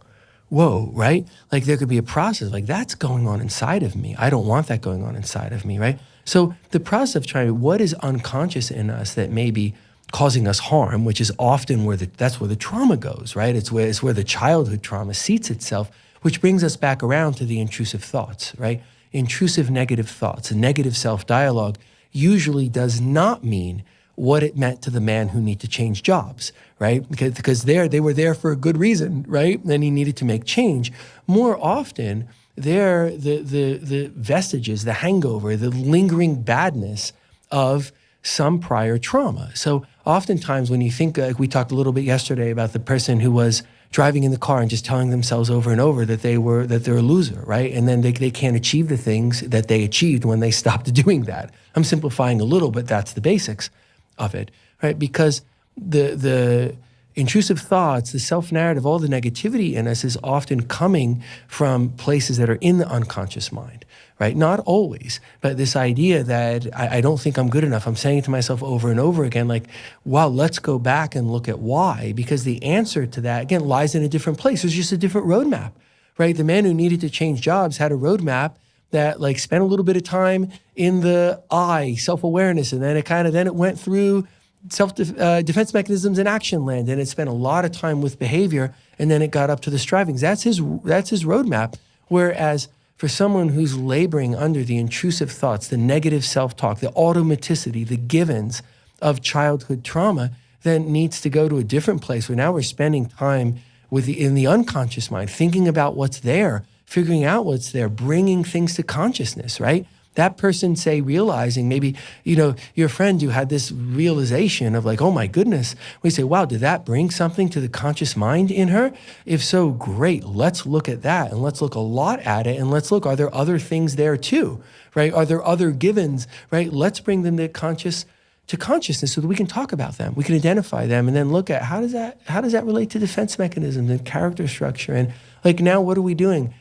A process of interested inquiry. Like, this is really interesting. I mean, it should be interesting to the person doing it. It's them, right? And it should be interesting to the person doing it with them, right? Because if you're a therapist and it's not interesting to you, you need another job, right? So, or you're talking to a friend, like if it's a friend is going to be interested. So there's an interested, honest, open inquiry with the idea of, like let's learn things so that we can make change for the better. And even though, as we talked about yesterday, the intrusive thoughts and the self-dialogue that's gone on over and over and over again, it doesn't go away easily. But that doesn't mean it doesn't atrophy over time and go away, or that the person can have that reflexive thought like, oh, there's the thought again that I'm a loser, or that I should cut myself, or I should drink, or whatever it is. And like, I know that thought appears in me automatically at times because it was in my head for so long, but it does not telling me anything. Right? It's just an automatic thought. It's not telling me I should drink. It's not telling me anything, right? Other than the fact that like, oh, that's what happens in human beings.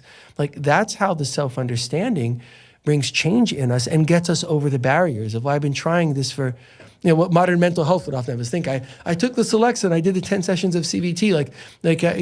I'm a failure. Nothing will ever get better. A different framing that says, hey, like this can get better over time. And my understanding and my efforts and my thought redirection, my behavioral changes, all makes it better. And then those things I don't want in my head, they're going away. It's taking time, but they're going away.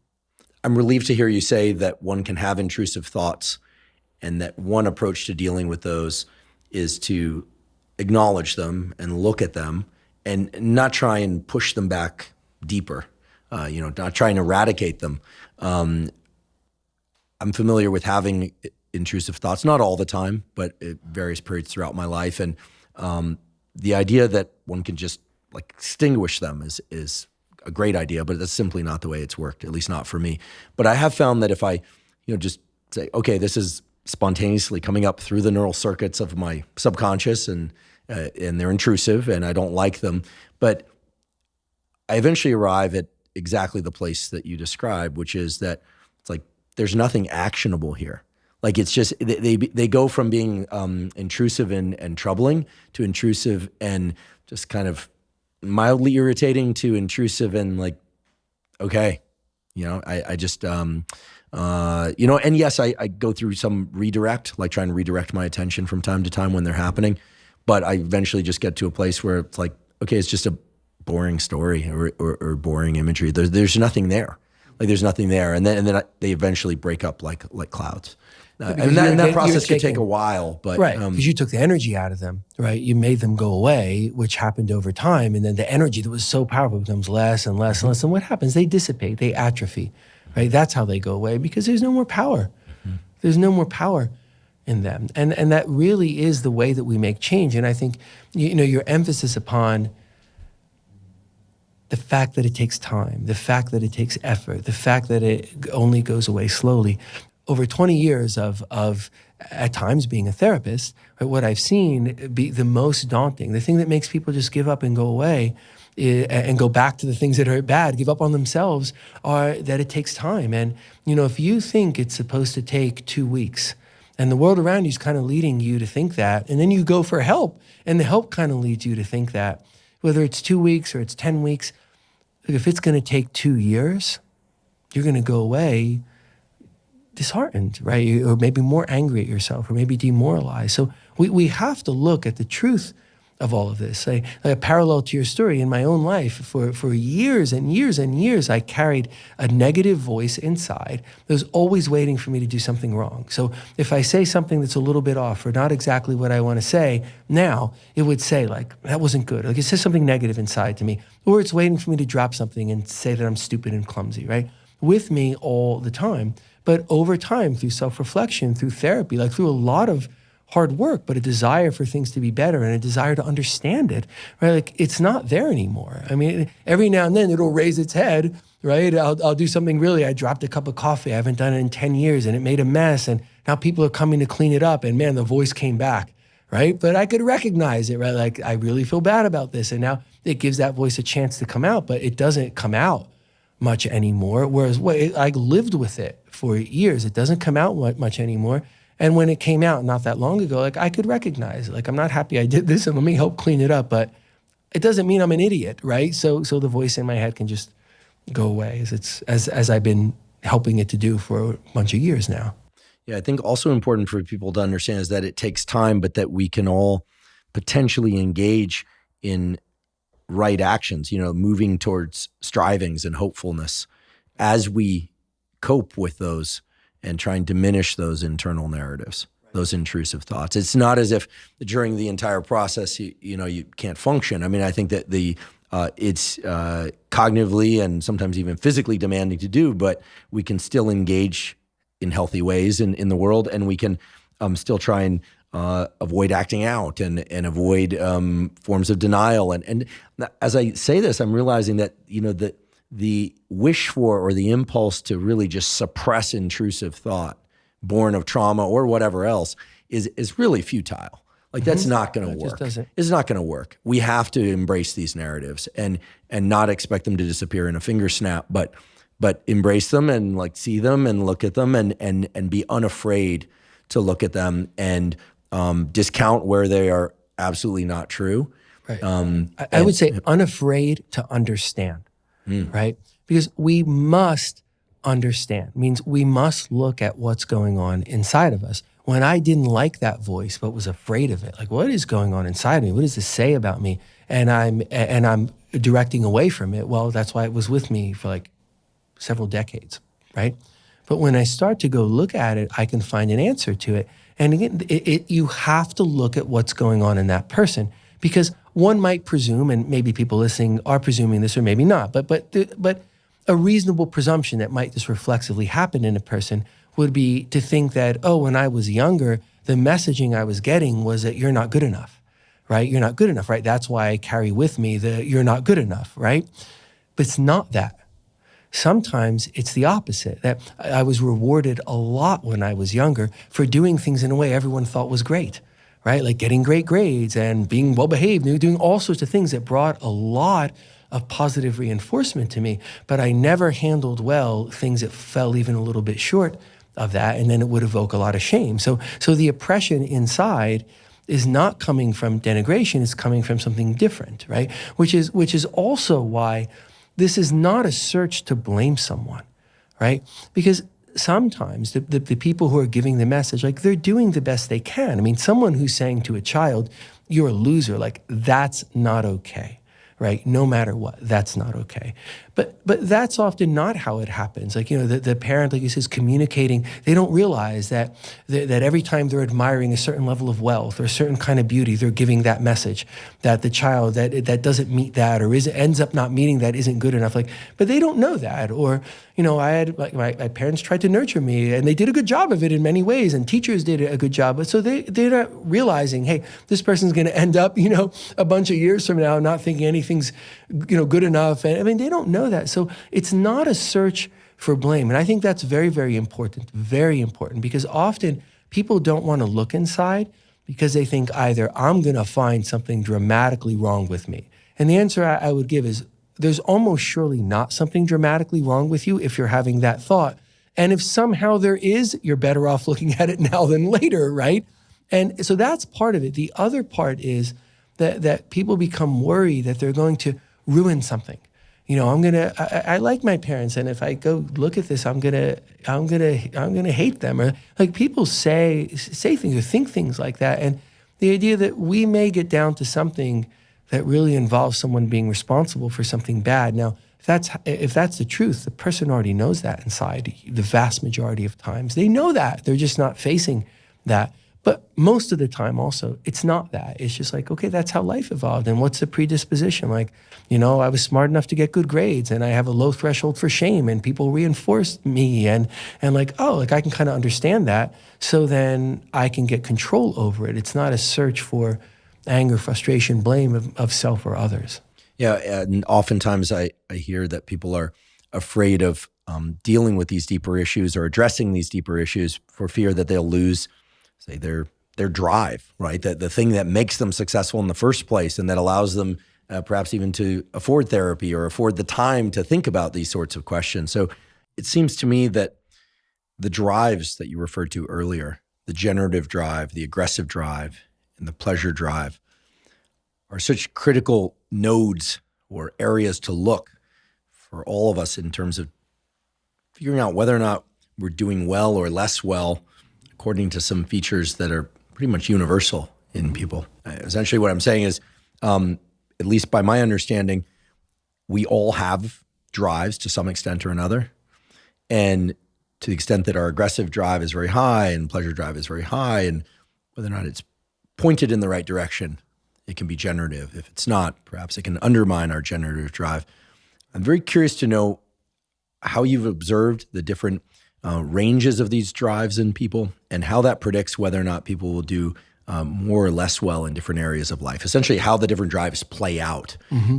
Mm-hmm. Mm-hmm. I think that the first thing to say is where the drives are at, so to speak, in any of us is a combination of nature and nurture. So the nature part tells us the range sort of that the drive is going to be. But because nurture means so much to humans, as we understand it from epigenetics, from the advancement of science, we see more and more and more how much nurture matters.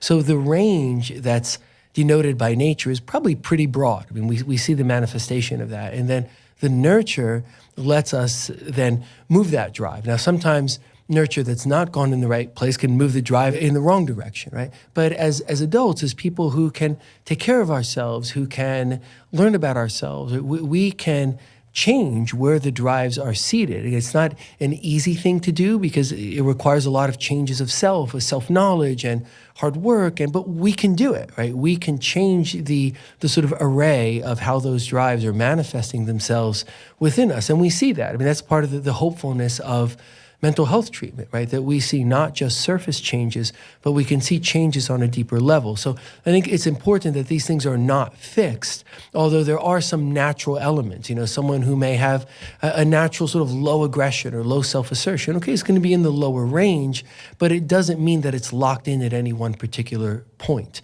And that the place that we want to be, what is the place that's consistent with the things that we want, the agency and gratitude as verbs, and the sense of well-being and all of that. So the idea is the state of health has the generative drive as prominent, right? It's the dominant drive. And then aggression and pleasure, which are still active in us, but they're subserving the generative drive.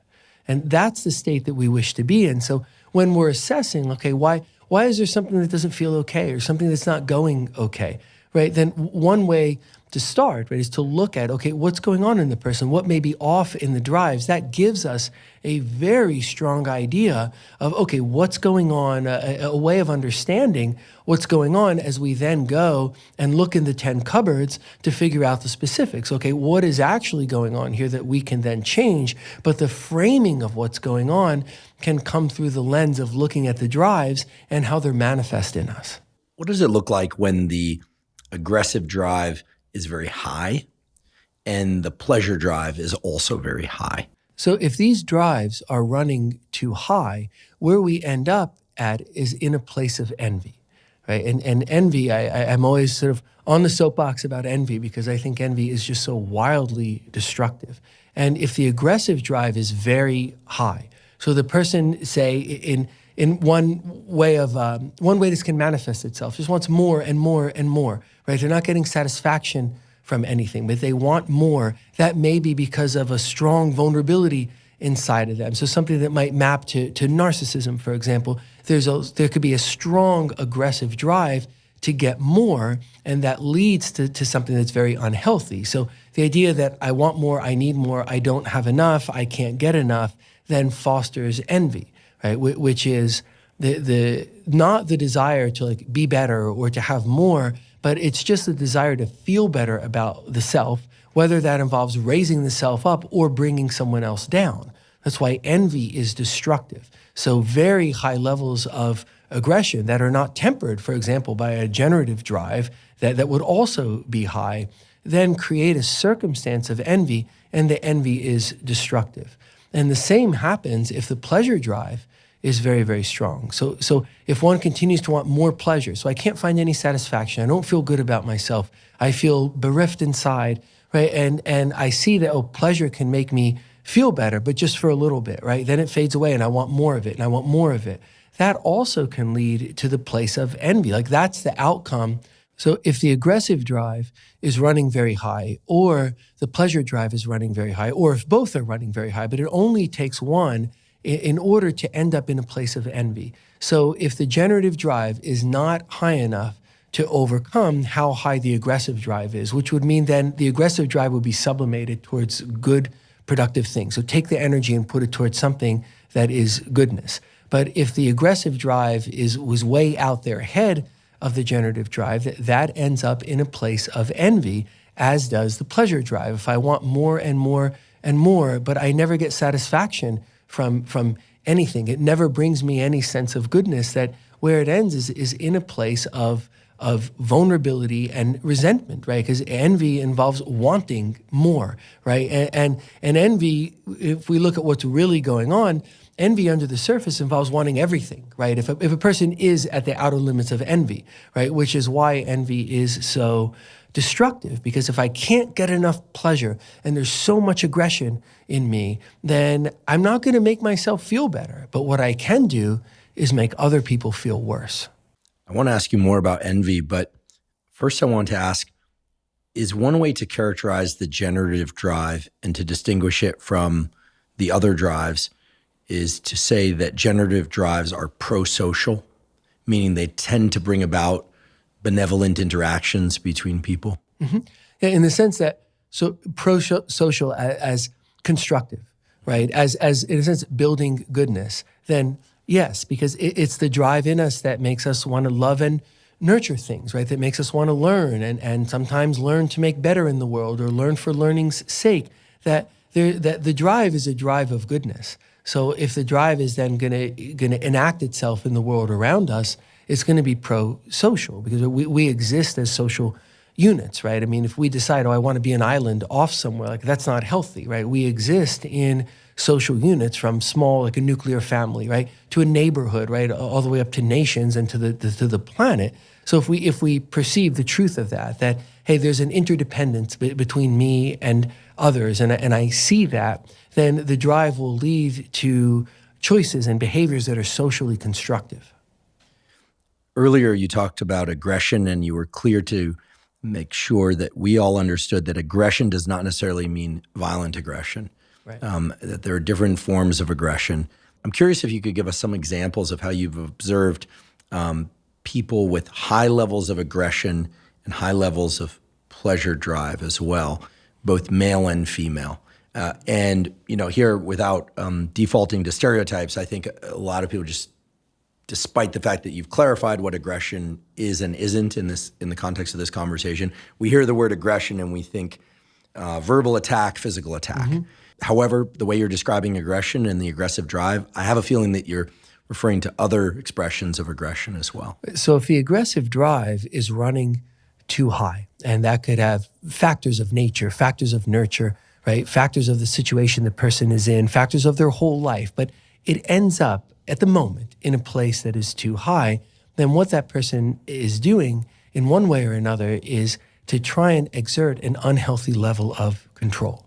And that can be done in so many different ways. It can be done in that overt way of just intimidating people, right? Of using harsh language towards people. It can be done by manipulating people. It can be done through passive aggression. There are all sorts of ways that the person can try and exert unhealthy control, but that's where we end up if there's too much expression of the aggressive drive in us.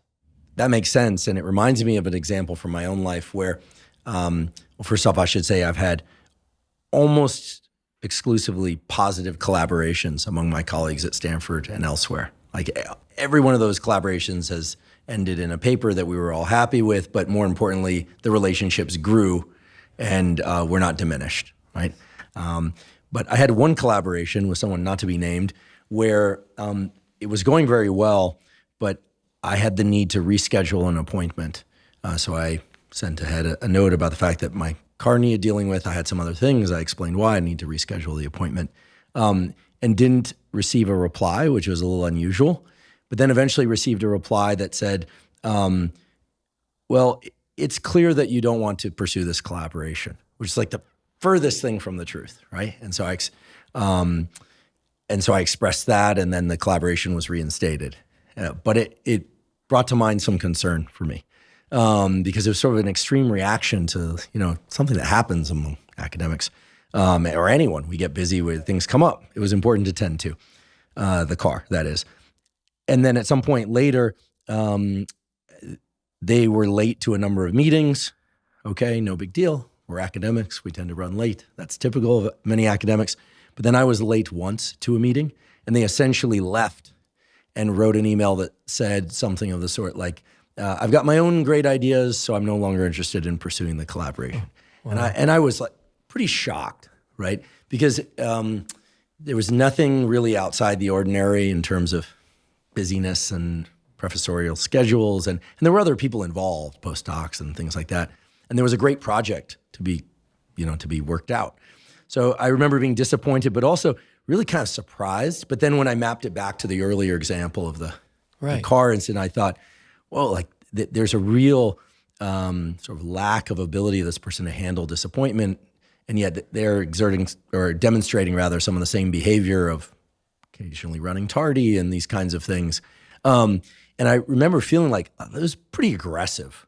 Like it's a pretty aggressive reaction to something that, could have been handled with a conversation. Now, I must say, I'm very grateful that the collaboration didn't proceed and it went elsewhere and it worked out great, and they're doing great and we're doing great. And so no hard feelings, but it stands out to me as a pretty salient example of aggression, but not played out at the level of yelling or anything. There's a passivity in there, but then there's also kind of a kind of entitlement.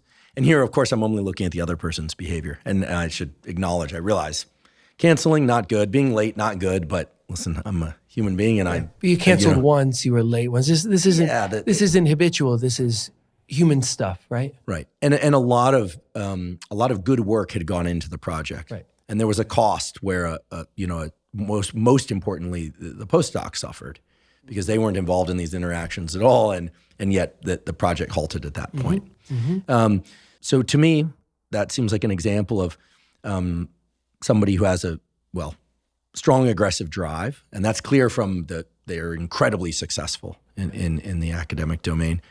And when disappointed, lashes back or is passive, one or the other. Is that kind of what we're getting at here? Right. Not surprisingly, perhaps the person rarely publishes with other people. Right. Probably that doesn't make a very good collaborative partner. Right. And it totally makes sense. I mean, think about what you're describing here, right? Which is some vulnerability in the person. There's some way in which the person doesn't feel good enough, no matter what this person has achieved. So then there's a sense of the need and the right to overcontrol. So when you agree to work together, you didn't agree that I'll never have to cancel anything, right? Sure. But the thought was different. The framing is different on the other end. That now we're going to work together, right? So I'm exerting significant control over you, right? And again, you're not aware of it, right? And maybe that he's not aware of it. In this case, it was a she. Oh, okay. So I was thinking of someone different, but she has to have some deficit of self that results then in the reflexive need to overcontrol. And think about the first response is a non-response, right? That's aggression, but it's just passive aggression, right? The thought would be, well, you're worried something doesn't feel good in you because I didn't respond, which was true, right? You're expecting a response. Maybe you don't know. Did she get the email? What's happening? Is she mad? So it's sort of effective. It creates some consternation and some dissonance in you, right? Then on top of that, the person is willing to potentially at that point sacrifice the relationship, right? So you think about aggression now is not good, right? This excess aggression is not good for you. It also is clearly eclipsing the generative drive, right? Because it's not good for this person and their research. It's not good for this person and the postdocs in their lab, right? But the person is willing to accept that in the service of gratifying the excess in aggression. Now, so then you said something that then sort of made it okay, right, for the short term. Okay, then the person feels gratified. Like whether you apologize or not, they took it as, you've to some degree bowed down before me now, like it'll be okay, at least for the short term, right? But then the next thing that happens actually does end the collaboration, right? So that's not good, right? And you say, even from a self-serving perspective, that person was collaborating with you for a reason, right? She saw a benefit to the science that she's very, very interested in through the collaboration with you, but then let that all go, right? In the service of what? In the service of the ego, right? Of, I don't feel good enough about myself. right? The response to that then is a response of envy, that I don't like that you have the freedom to behave differently than I want you to, right? I don't like any of it. I don't like that I don't control you as much as I would like to. And ultimately, it's that envy that becomes destructive. So it's a setback for that person. It's destructive of the science that person was doing. It's destructive of the science that you were doing. So envy is destructive. And here, the high level of aggression, the aggressive drive is at a very high place. It's exceeding the generative drive. The pleasure drive isn't high enough either because there's not enough pleasure coming from the great science that's being done, right? So then the person is approaching the world through the lens of envy, right? They don't feel good enough. They want to exert that aggression through over-control, and what they end up doing is destructive, right? And it's very clearly destructive. It's a great example because it's destructive of the science, which is ostensibly the reason that you're there, right? It's the reason you were there. But someone who needs to exert over-control is there not just for that reason, and then the other reasons can trump the generative reason that they're there. And that's how envy, when it is the product of aggression or pleasure-seeking being too high, always, unfailingly creates destruction. And how different is that from agency and gratitude as active verbs, right? There's a sense of agency, but the agency isn't being exactly enacted, because if the agency is being enacted in the service of science or career or whatever it may be, that's not going so well, right?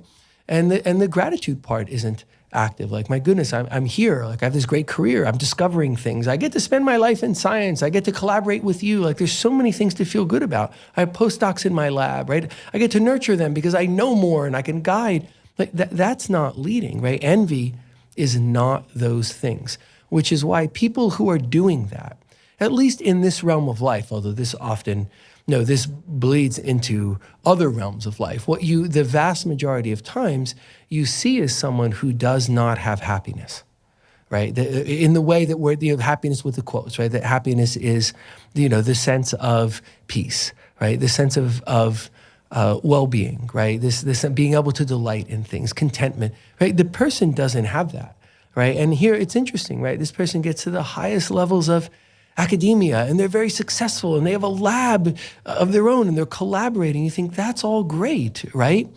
But not inside of them. It's not bringing them those things, as evidenced by how this person is behaving. And I would bet almost 100%, if you say, what's that person like in other aspects of life, at least in the professional realm, probably in others too, no one's going to describe a happy person. So much of what you just said captures this individual extremely well. And it also reminds me that so much of the way that you're describing this aggressive drive can also be observed perhaps in the way that people show up to social interactions. Not necessarily big interactions, maybe even just interactions between two people. What I'm thinking of here is the person, male or female, who shows up and just kind of takes over, like talks the whole time and tells stories. I went to a meal when I graduated university, and someone showed up for the first time at this meal, meaning we had never met them before, and just sat down and just started telling stories for an hour. Mm-hmm. And it was interesting. Portions of it were captivating. And then at some point I realized this is either total pathology, like this person is crazy, but they weren't crazy, or they have no recognition that they're absorbing all the oxygen in the room, as it's sometimes described. But it seemed like they had this need to just control the whole environment by way of speech, just fire hose stories. And I've seen this definitely in the academic realm. I've seen this in the non-academic realm, in social settings. And what's interesting is perhaps why this person does this, or these people do this. But what's also interesting is how people react to it. On the one hand, I think most people find that kind of obnoxious. Mm-hmm. But there also seem to be people who see this as that person has a lot of agency, they're a leader, they actually grab a lot of the attention that they're seeking, and we tend to view those people as kind of empowered. Mm-hmm. I don't actually think that they're necessarily empowered, but perhaps this stems from the feeling that the rest of us, I like to think, have, which is some sense of social etiquette, where there's some give and take. You walk into a room, you kind of assess, what's the context here? There's some listening as well as some speaking, and so on. And so when someone shows up and kind of violates all those rules, on the one hand, it can be obnoxious and it overtake everything. But as I said before, there's also this sense of like, that must be nice to just be able to like be as one feels. And so I think I'm describing this not because I think people should mimic this type of behavior either way, be really meek and not say anything that's on their mind or just overtake, but because I feel like it might be an exploration of this aggressive drive. And if someone's doing that, are they trying to like mask something else? And why do people react to these seemingly powerful people in this way? These things happen in the world around us, right? They're independent of the spectrum of gender, the spectrum of intelligence, achievement, right? They're human problems. So a person you're describing, whether that person has character structure problems that are present with them across time, or whether they're in a certain place, whether it's in life or today, like we don't know for sure what the underpinnings, but what you're describing it's a presentation of narcissism. Right? And remember, narcissism is rooted not in confidence, not in arrogance, right? It's rooted in vulnerability. It's rooted in, I don't feel good enough. And narcissism then engages with the world through the lens of envy. So no one else gets to have any time. No one else gets to say anything funny. No one else maybe gets to say anything at all, right? There's a dominance of the room, right? There's a dominance of the room that comes through an inability to tolerate the back and forth of human interactions, right? Human engagement, right? So then that person becomes very dominant. And why is that? Because when they tell a story and they get a laugh, or even if it's not that funny and it's the 15th story, but somebody smiles a little bit or nobody smiles, they can perceive inside that like, I just did that, I said that, and maybe somebody responded positively. I feel good about that. For a split second, now that's gone. And then the next thing comes and the next thing comes, because people who are coming at the world through the lens of narcissism, whether it's just in that particular event, right, or it's across life, right, are never satisfied. And nothing ever brings enough goodness. Nothing ever brings enough feeling of pleasure. So the person then wants more, and that's how the person dominates the room. Now that can be very seductive, right? Narcissistic people, not always, but are often very seductive because of that appearance of mastery, right? Of control. So that person did have, we could look at it in the short term and say, that person had mastery over the room, right? No one said anything for an hour but them, right? So they had mastery over the room. They had control over the room. But what they're doing is exerting over control, right? In the short, it's like, penny wise and pound foolish, right? They borrow $1 today to pay back 100 tomorrow, right? Because they got to control that room.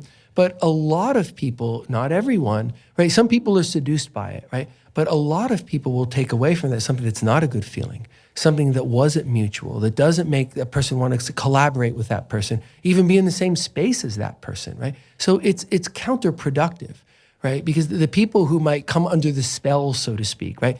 They're the people who are brought under the spell, right? They're less observant, dynamic, intuitive, introspective. They're not the people that you want, in a sense, on your side, right? The people that would be most valuable to collaborate with, even as thought partners, have conversations with, right? Those people are going to be put off because even if they don't know exactly what's wrong, they know like, that didn't feel good. And they map, do I want that feeling more in my life? No. Right? So that's the counterproductive aspects. Well, that's why narcissism is destructive, because you might say, well, there's nothing destructive in that, in that interaction. But again, you have to be standing so up close to it that you don't see the bigger picture. Because when you stand back from that, that's not a person who's, by and large, you see that's not a person who's interconnected in the world around them, has a group of good supportive friends, has a bunch of colleagues where they can sort of exchange information and because all that social dynamic has to happen in the rest of life. So you're seeing a situation that is counterproductive, that is destructive, and you always see that when people are enacting narcissism, whether it's, okay, a bunch of bad things have happened, and for whatever reason, like I'm in an unhealthy place and I'm enacting it right now, or if I'm enacting it every day of my life because it's in my character structure and I haven't recognized and changed it, it's always destructive. The narcissists that I've known and observed almost always seem to have a partner who clearly supports their narcissism, or at least doesn't speak up very much against it, at least not publicly, and not much else, except a professional role. In fact, there's one scientist who I did not work with who comes to mind, and the joke about him was always that this person would talk about themselves endlessly for the first half hour that you run into them and say, okay, well, enough about me, why don't you tell me about me? This person moved to a different country with their partner, comes back every once in a while, has essentially done nothing over the last decade or so, kind of left the field. And it's kind of secretly the laughing stock of the field. There was one other anecdote about this person. I'm not picking on them. I'm just trying to explore these dimensions of aggression and low pleasure drive and envy. At lab meetings, it was well known that they would host a basketball game. But it was well known that you did not want to score like on this person. Right. Because you would be asked to leave the lab. And indeed, several people were asked to leave the laboratory for having embarrassed the lab head at one of these lab events. Well, by participating in exactly the event that was described, in the way it was described, and doing something competent. Right. So the game was essentially a way for the person to build themselves up. And they were a mediocre at best basketball player. So like, here's this game where everyone's expected to pretend, right? And I have to pretend that the person is actually better at what they do than they are. And in some ways, it feels like a replica of how narcissism shows up in so many other areas of life. Like you said, these people are rarely surrounded by people who are actually very bright, self-effacing, et cetera, who they tend to gather people that just support them or no one at all, because no reasonably healthy person would choose to be around that. Right, because that game is a metaphor for all of life for that person. It's sending that message, like see this message and extrapolate it out to everything else, right? And what's the metaphor? What's it communicating? It's communicating that you don't do anything better than I do. Right? You don't rise above me, interestingly, right? You don't rise above me in any way. You don't get to know things I don't know. You don't get to do anything better than I do, right? Or I will be destructive towards you, right? It's fascinating, right? Because it's not about the game, right? The game is a way of communicating that message, right? Interesting, the person's not even that good at the game. Like, why not choose something you're really good at, right? Because then the message is not communicated as clearly, right? And a lot of this is unconscious. Let's choose something I'm kind of fair to middling at, right? And then make it very clear that no one gets to be better, or I do something destructive to them. I mean, that's exactly what that is. And imagine, like, someone is thrown out of the lab, right? I mean, like, this is in many ways like the biggest thing in their life, or one of the biggest things in that person's life. It's anti-generative. I mean, the cost of that in the larger world is one less potentially fantastic scientist. Right, and that's always the broader picture, because the narcissist is standing very, very close to the tapestry, right? And so the interaction there is, you have scored a basket when I have not, right? So you don't understand the message that you're not supposed to exceed me, and now I will get rid of you because you're dangerous to have around, right? Because you don't get the message, and you may exceed me in other ways. And also, I'm going to feel better because I have the power to be punitive, right? Even though it's wantonly punitive, right? And completely unjustified, but I have the power to do that, and it'll make me feel good than to push you away, and I know that's not going to be good for you, and I'll feel good about that, right? But that doesn't last, of course. That's why the person continues to do it. And it also doesn't understand at all that, like, that's not good for science, right? Or most importantly, that's not good for me. Right? There's a graduate student in that lab, because you didn't say fire the graduate student, make the graduate student leave if the person wasn't good. No, it's make the graduate student leave no matter what.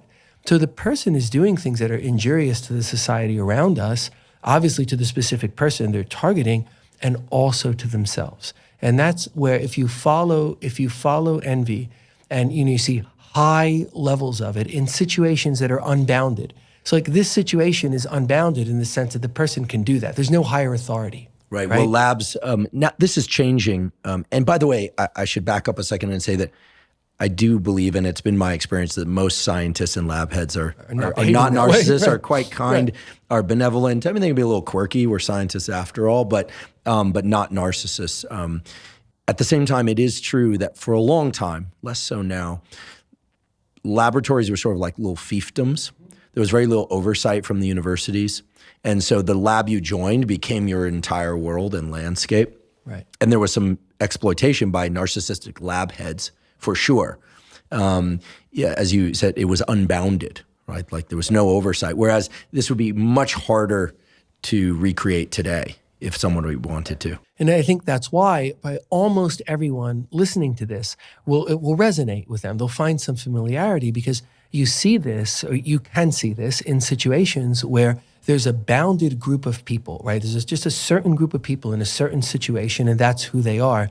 But the authority of the person leading the group is unbounded. So there's a situation where if that person has narcissistic tendencies, aggressive drive is too high, pleasure drive is high but not being met, if all of those things are happening, that's when you see this come to light, which is why the destruction varies based upon the destruction that's permissible within the framework, right? So here, that this person wasn't going to like fire everyone in their lab, right? So in a sense, they could only damage their lab so much, although maybe if you damage your lab so much, you don't get funding, you inadvertently sink yourself, right? So even there, that person could bring about their own destruction. But when you see the other end, where it's truly unbounded, like in the sense of war, right? Is someone who can control a machine of war, who then has everything, right? Like what do they need, right? Well, they need something they don't have and never will get. So now they start enacting war, and war is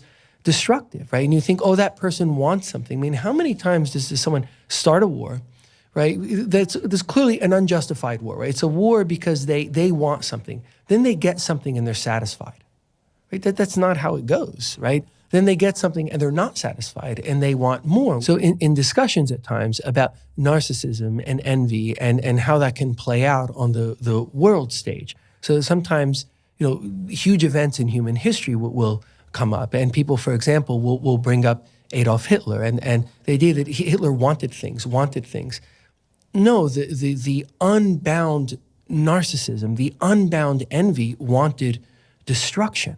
Right? This is a person who, if things had continued to go as this person intended, right, there would have been no one left on earth but him, because the process is nothing but destructive, which is why after the fact, there's incalculable human carnage, right? And he himself was among the incalculable human carnage, because that's the endpoint of narcissism. That's of narcissism on a broad stage, right? That's the endpoint of envy at its highest magnitude. And we see that as examples, whether we see on the smaller stage of the lab, right, ahead that you're describing, or on the larger stage of unbounded war, we end up with destruction, like 100% time. That's the final common pathway for all of that. Are there some consistent themes of childhood that lead somebody to become a narcissist?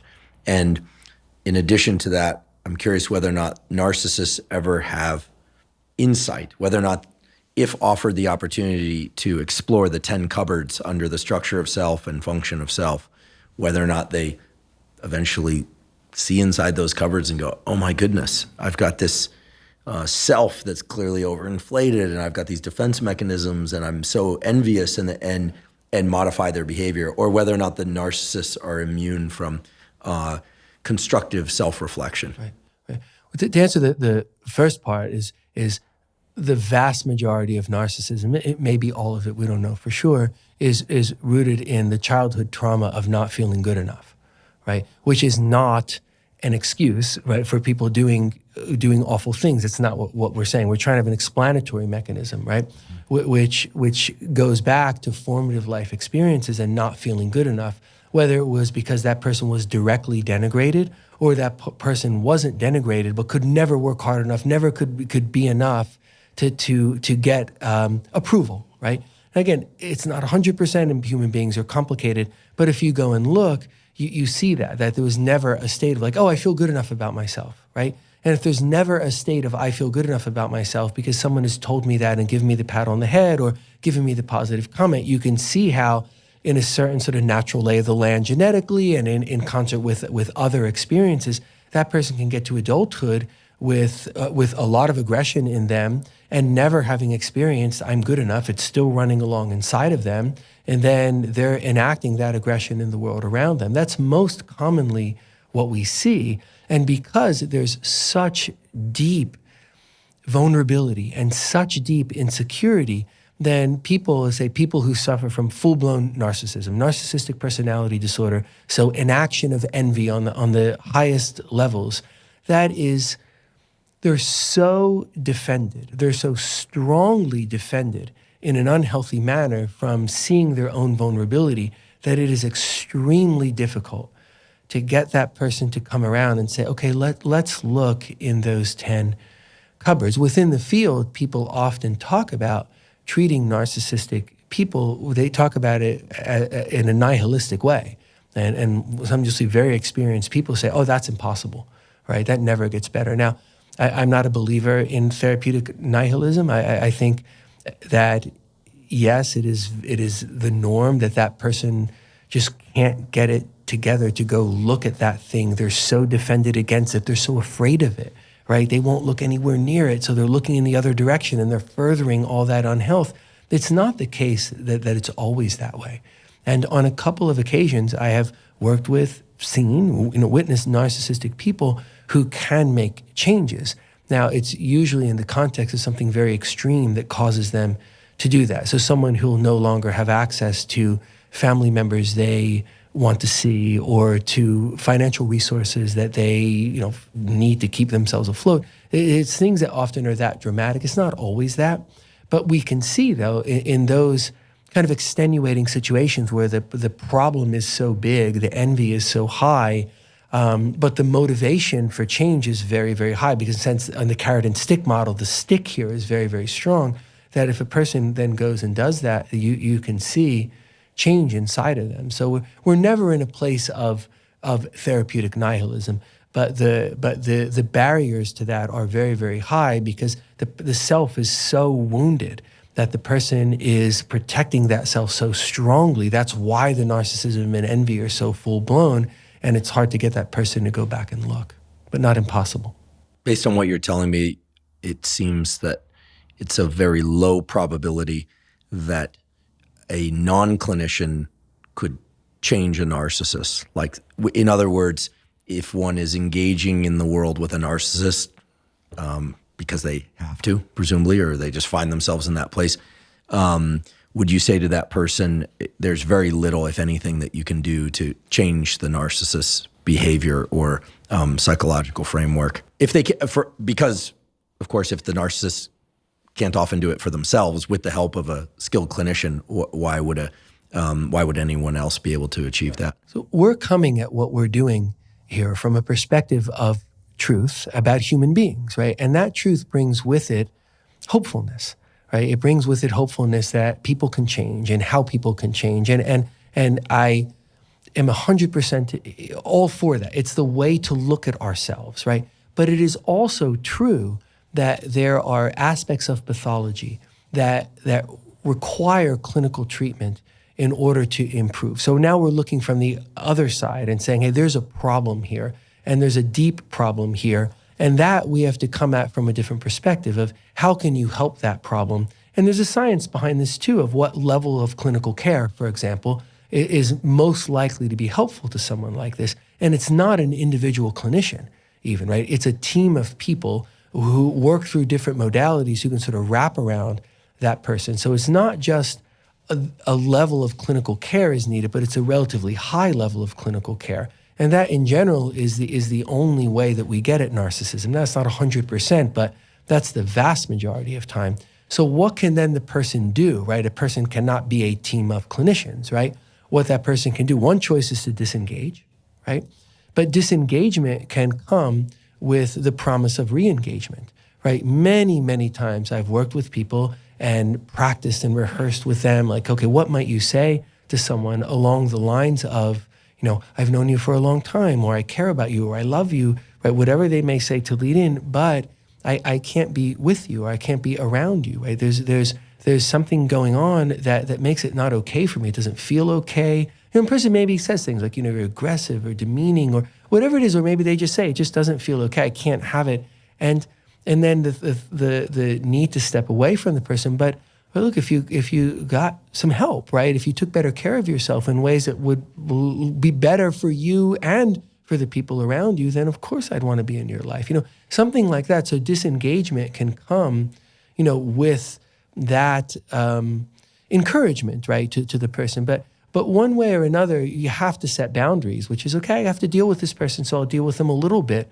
Or I don't have to deal with this person, so I won't, right? Or I can't get away from this person, so I have to take with a grain of salt what they're saying to me. But ultimately, some form of strong boundaries or disengagement is like, that's the response that's the self-care response, right, for the person who's with the narcissist.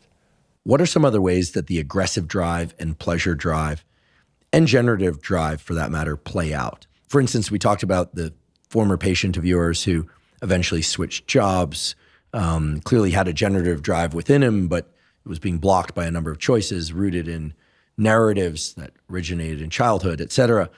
We talked about individuals with high aggressive drive, high degree of pleasure drive, but a very diminished capacity to experience pleasure, and therefore a lot of envy and the destruction that comes with envy. Yes. What are some of the other variations on these drives as you observe them in your clinical practice? Mm-hmm, mm-hmm. Well, our overall framing is we want the generative drive to be the one that's deterministic, right? It's the one with the strongest influence. So we want to nurture the generative drive in us and in others, and it makes sense for us to talk about that. But we've looked at how do things get out of balance, right? And from the perspective of, well, what if the aggressive drive or the pleasure drive, what if they're too high, right? And then it makes sense that often, not always, what can be driving them to be so high are things that aren't healthy in us. Then the higher they get, the harder it is to gratify them. So we end up with that problem of envy, right? But we can be out of balance in the other direction too, right? Where the person does not experience an ability to engage with the world around them, right? They don't think they can do anything to change anything for the better, inside or outside of themselves. And they're not doing much. They don't feel that they can do much. And also not receiving pleasure from things. There's no gratification from the things a person is doing. Like, we see situations like this too with the aggressive drive, the pleasure drive, or both. And then we end up not at envy, because envy is the side of excess, but we end up at demoralization on the lower side. Now, demoralization is not a specific psychiatric diagnosis. It can predispose to psychiatric problems like the biochemical abnormality of depression, right? But what we're talking about here is not a psychiatric diagnosis, right? Like, envy is not a psychiatric diagnosis. Like, it's a thing that can be experienced that can lead to diagnoses. The same thing with demoralization. If you don't feel that you can make a difference to anything, right, and you're not enjoying anything or feeling gratification from anything, then that pool is going to win out. That's going to be a demoralized person. The same way, of course, we know in experiments when you have a rat going for food. If you do it enough, when the rat goes for the food and you take the food away, the rat stops trying. Yeah, right? The learned helplessness phenomenon. And that exists in us too, and it comes along with all sorts of other things, because being not rats, right, we have a whole bunch of thoughts about that of, oh my God, I'm not good enough and nothing will ever be okay. And so demoralization then can be very, very strong in taking a person away from the other things we're trying to seek, right? Either because that person has essentially the learned helplessness, right? And all the things, the complicated things inside of us that can come along with that, or the person isn't gaining pleasure from anything. So when we're considering the ways in which we can be out of balance, right? We think, okay, aggression and pleasure drive, if one or the other or both is too high, we end up at envy. And if one or the other or both are too low, we end up with demoralization. And you can take almost any scenario. It could be a scenario of something that's just really not going well for a person. It's not a clinical scenario. It's a thing in a person's life. Or we can take clinical scenarios and the vast majority, outside of outliers like a head injury, for example, we can take those scenarios and we can look at it in that way and we can understand what's going on. At least we can understand enough that when we go back and look in the 10 cupboards of the 2 pillars, we can then have some understanding of, okay, what is going on? We know the basic picture and how things are not in the balance we want them in. Now we can understand that enough to go back and then look in those 10 cupboards. And I believe that just about everything except those biological outliers like a head injury fits into that heuristic, which is why we can use it to understand, we can use it to help, we can use it to make change. What a powerful lens to think about and explore the self and where things are working for us and where things are possibly not working for us. If I or anyone else out there wanted to get some read on, assess their level of aggressive drive and their level of pleasure drive and their ability to experience pleasure, what sorts of questions would one ask? For instance, is it a question of like, how driven am I? How much get up and go do I have? How much pleasure do I experience from an interaction with a puppy, an interaction with food? Is it too much, right? Like, does it draw me off course? Are those the sorts of very simple, but perhaps also very informative questions that we could start to use to probe our psyche? Yeah, I think yes, but I would come top down, right? So if the goal of health is that aggression and pleasure, those drives are subserving the generative drive, then start to look there, right? If a person can take an honest inventory of self, like what kind of force am I being in the world around me? And that could mean, for example, what kind of force am I being in my family, right? Am I denigrating to the people around me? Are the other people in the home afraid of me? Like what kind of force? Am I being a force for good? Am I bolstering? Like people can't always see that in themselves and take stock of themselves, but what we're talking about is a situation where we think a person can. Like they can bring to bear, who am I being in the world? In other ways, if you think of the example of the person who needed to leave the job, who could look at that and say, no, I'm not being generative in the world in the way I want to. I'm certainly not doing my job as well as I would want to. I'm making my own life worse, right? So that person could then see that's out of balance. Or in another way, a person might see, a lot of what I'm doing is sort of self-serving or maybe destructive. Like people can realize that, right? Mm-hmm. So you can realize by taking an inventory of self, is the generative drive what's deterministic in me? And again, not always, but we're talking about a process of exploration.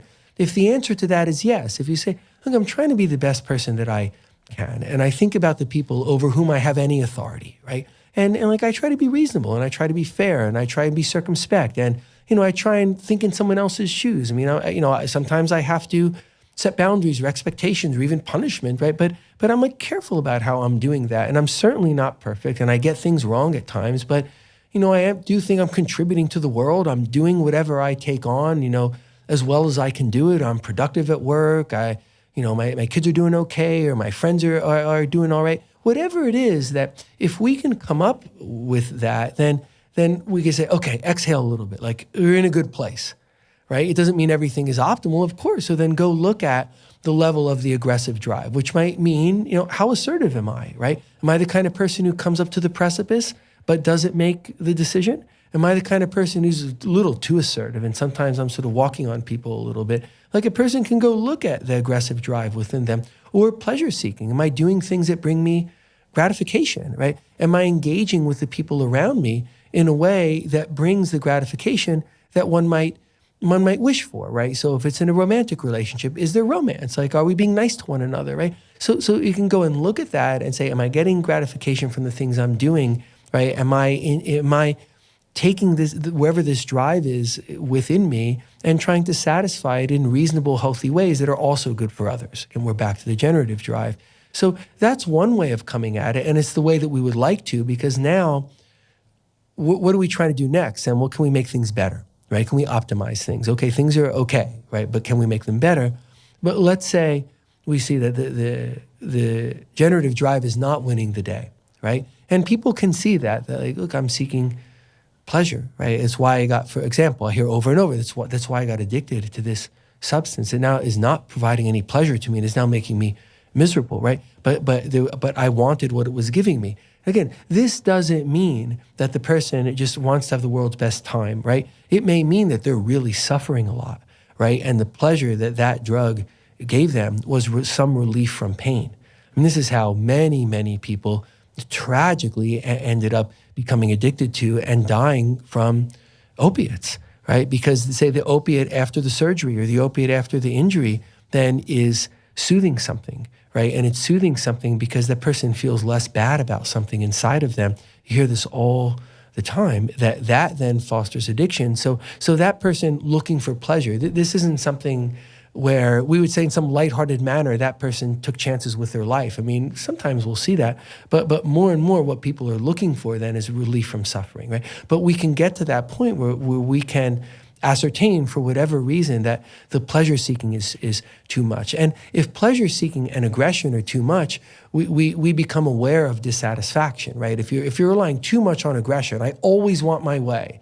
It's not always going to happen, right? Or I always want that pleasurable thing. I always want to feel better. That also doesn't happen, right? So then that can guide us towards being aware of where are those drives, and if the drives are high, right, how much dissonance is created by the what's actually coming of the drive, right, versus the level the drive is at. So I guess it's a long way of saying yes to your question, but I would sort of come top down because the generative drive is so important and it does gate forward, like kind of where are we at, you know, in the spectrum of like how healthy am I, or are there elements of unhealth I want to kind of go after, or, you know, am I seeing things in myself that really say things that are unhealthy are really dominating my life, are deterministic, like addiction, you know, just one example, you know, addiction, things that are self-destructive, right? Because then that's a place to then look at it more through the clinical lens. And maybe I won't just talk to a trusted other,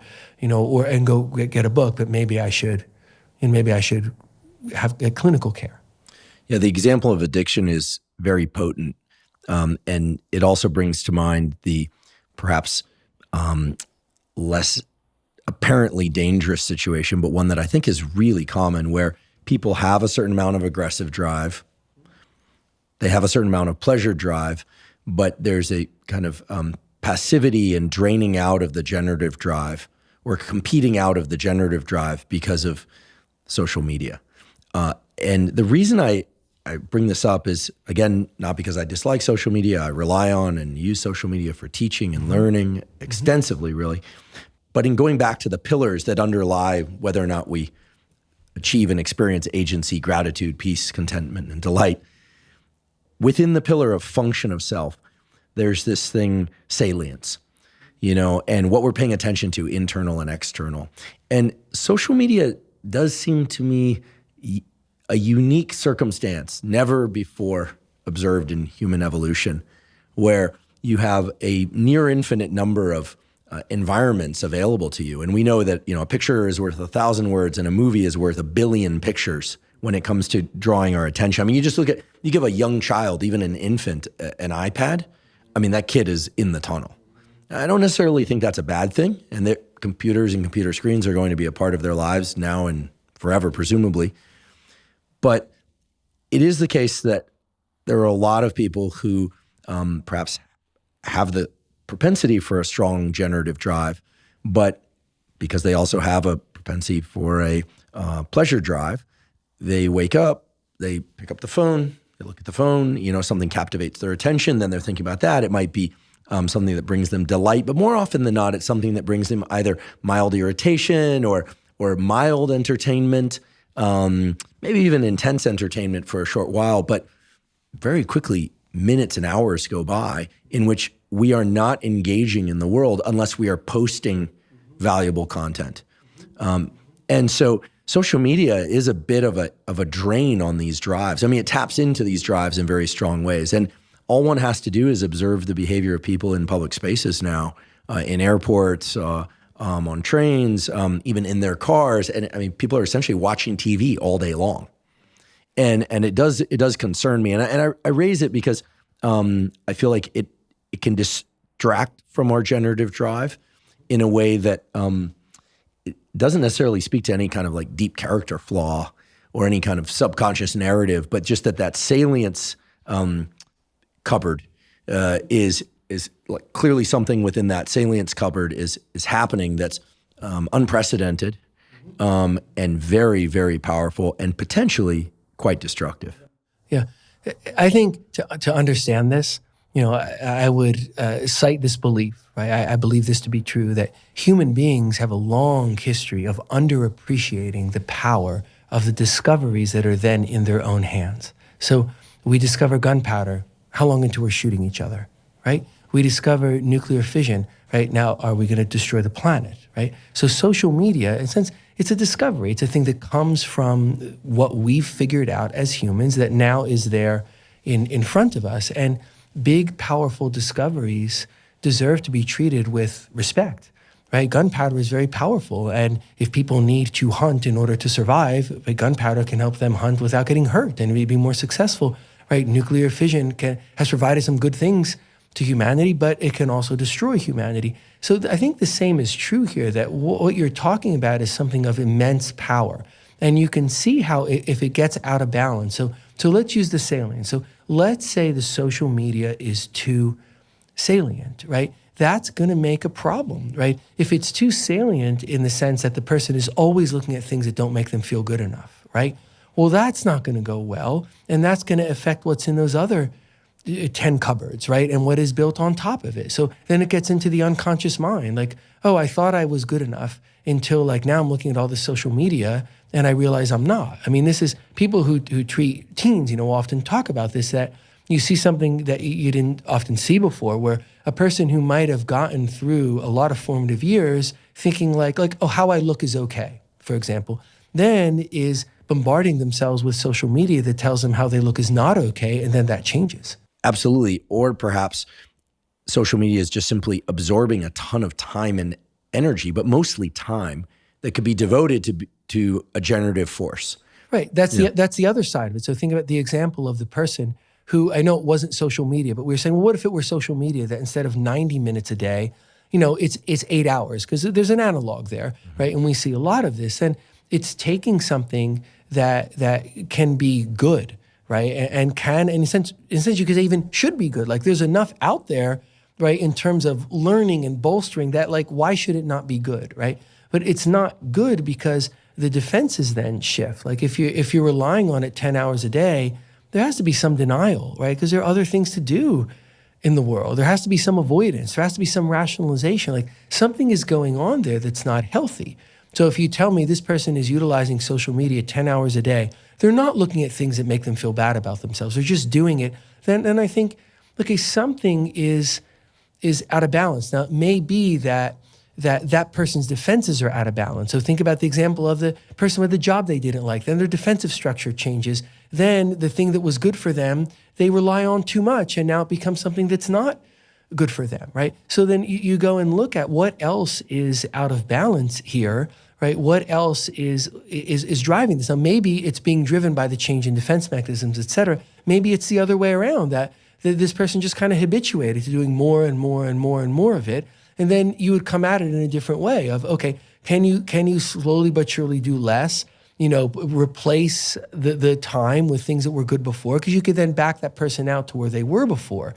But you're not going to back the person out to where they were before if it's being driven by something else. So we again come to the curiosity. You tell me that person is on social media 14 hours a day.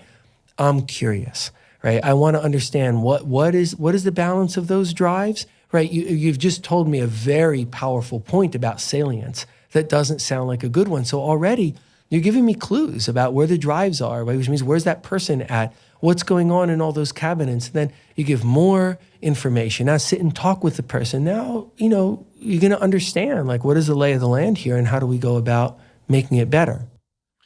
I love the concept of the generative drive, first of all, because it's pro-social. It brings about great things for us and for the world. And I mean, what is better than peace, contentment, and delight, especially when we remind ourselves that those are active phrases, or those can be achieved and experienced inside of action. It's not just sitting, levitating, navel gazing, that sort of things. It's not enlightenment, right? It's peace, contentment, and delight.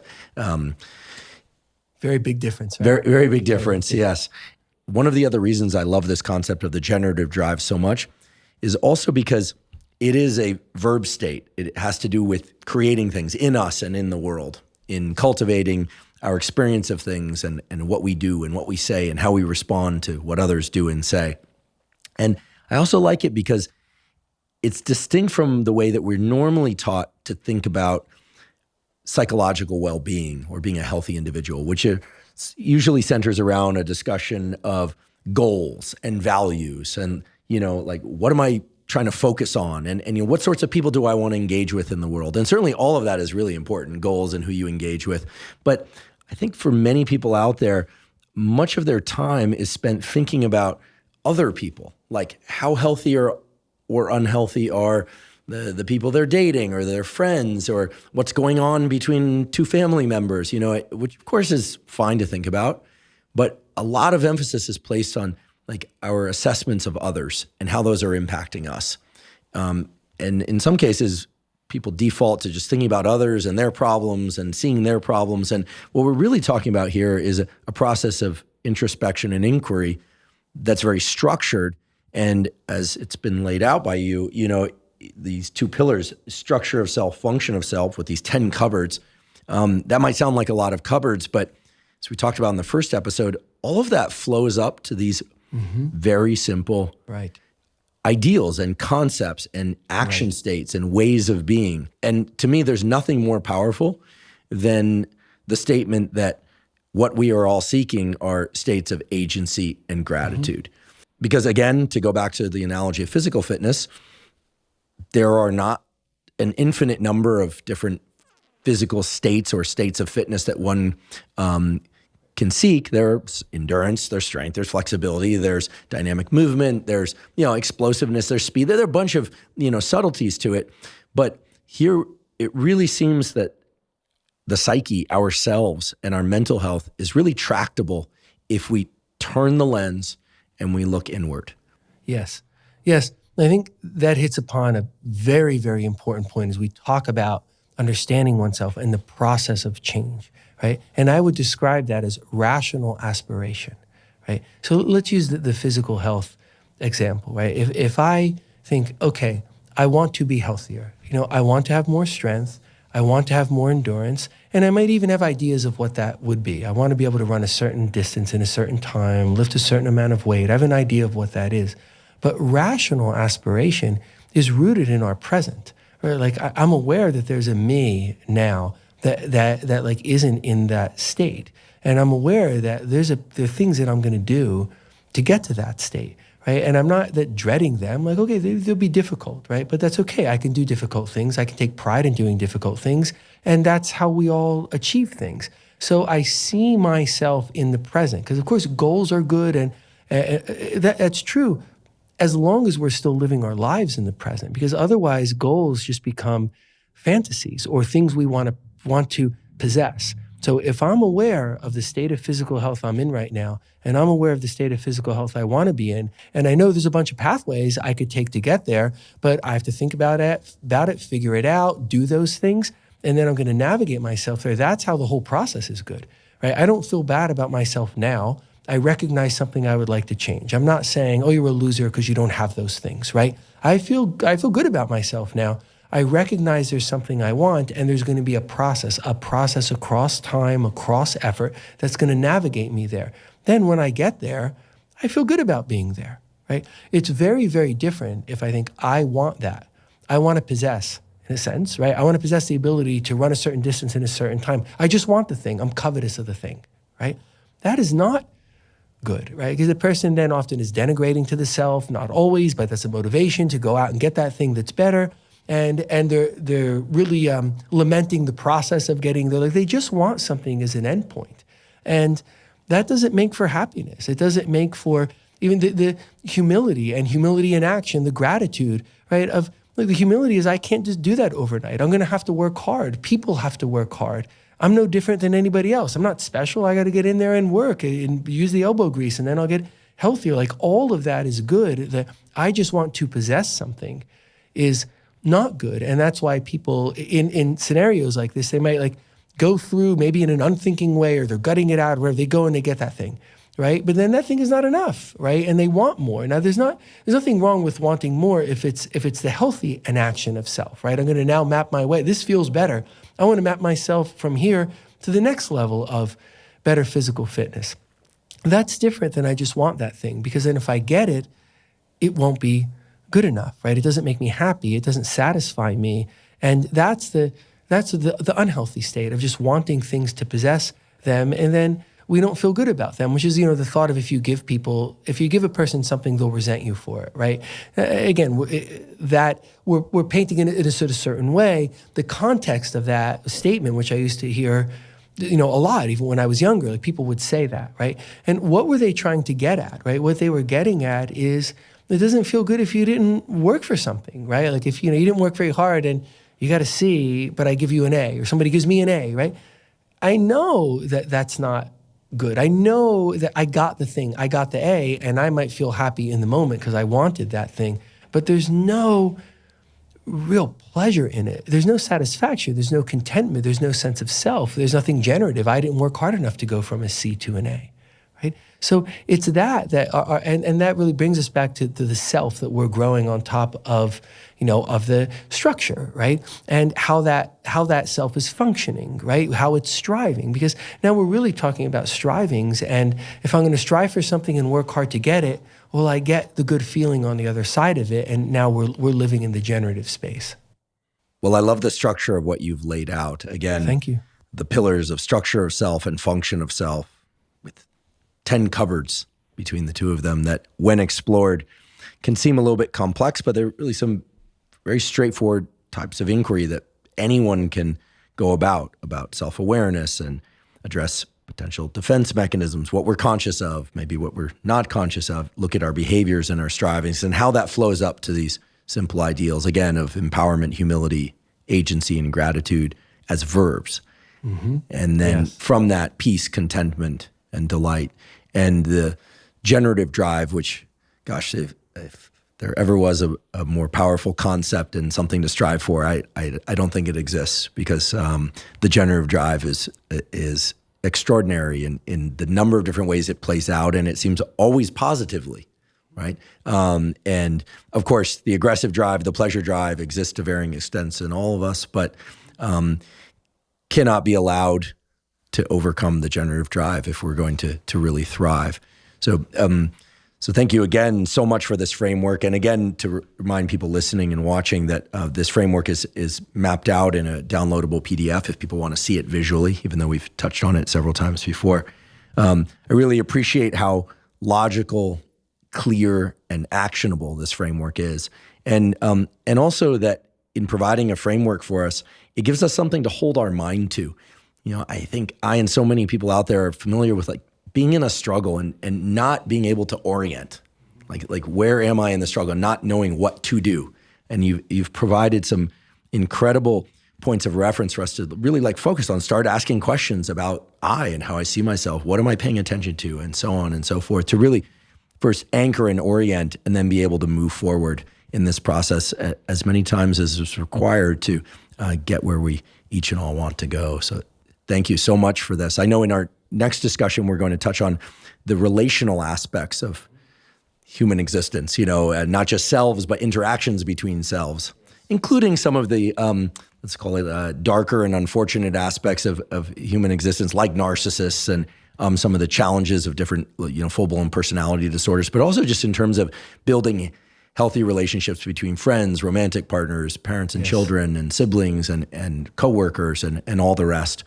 So thank you again for this incredibly rich knowledge that you provided us and a map forward. You're very welcome, and thank you. I appreciate the opportunity to talk about it with you. Great. Well, to be continued. Thank you for joining me for today's discussion about how to improve your mental health with Dr. Paul Conti. If you're learning from and or enjoying this podcast, please subscribe to our YouTube channel. That's a terrific zero-cost way to support us. In addition, please subscribe to the podcast on both Spotify and Apple. And on both Spotify and Apple, you can leave us up to a 5-star review. Please also check out the sponsors mentioned at the beginning and throughout today's episode. That's the best way to support this podcast. If you have questions for me or comments about the podcast or guests that you'd like me to consider hosting on the Huberman Lab podcast, please put those in the comment section on YouTube. I do read all the comments. And if you're not already following me on social media, I am Huberman Lab on all platforms. So that's Instagram, Twitter, LinkedIn, Threads, and Facebook. And on all those platforms, I discuss science and science-related tools, some of which overlap with the content of the Huberman Lab podcast, but much of which is distinct from the content of the Huberman Lab podcast. So again, it's Huberman Lab on all social media channels.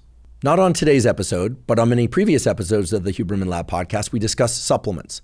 While supplements aren't necessary for everybody, many people derive tremendous benefit from them for things like enhancing sleep, for hormone support, and for focus. If you'd like to see the supplements discussed on the Huberman Lab podcast, you can go to Live Momentous, spelled O-U-S. So it's livemomentous.com/Huberman.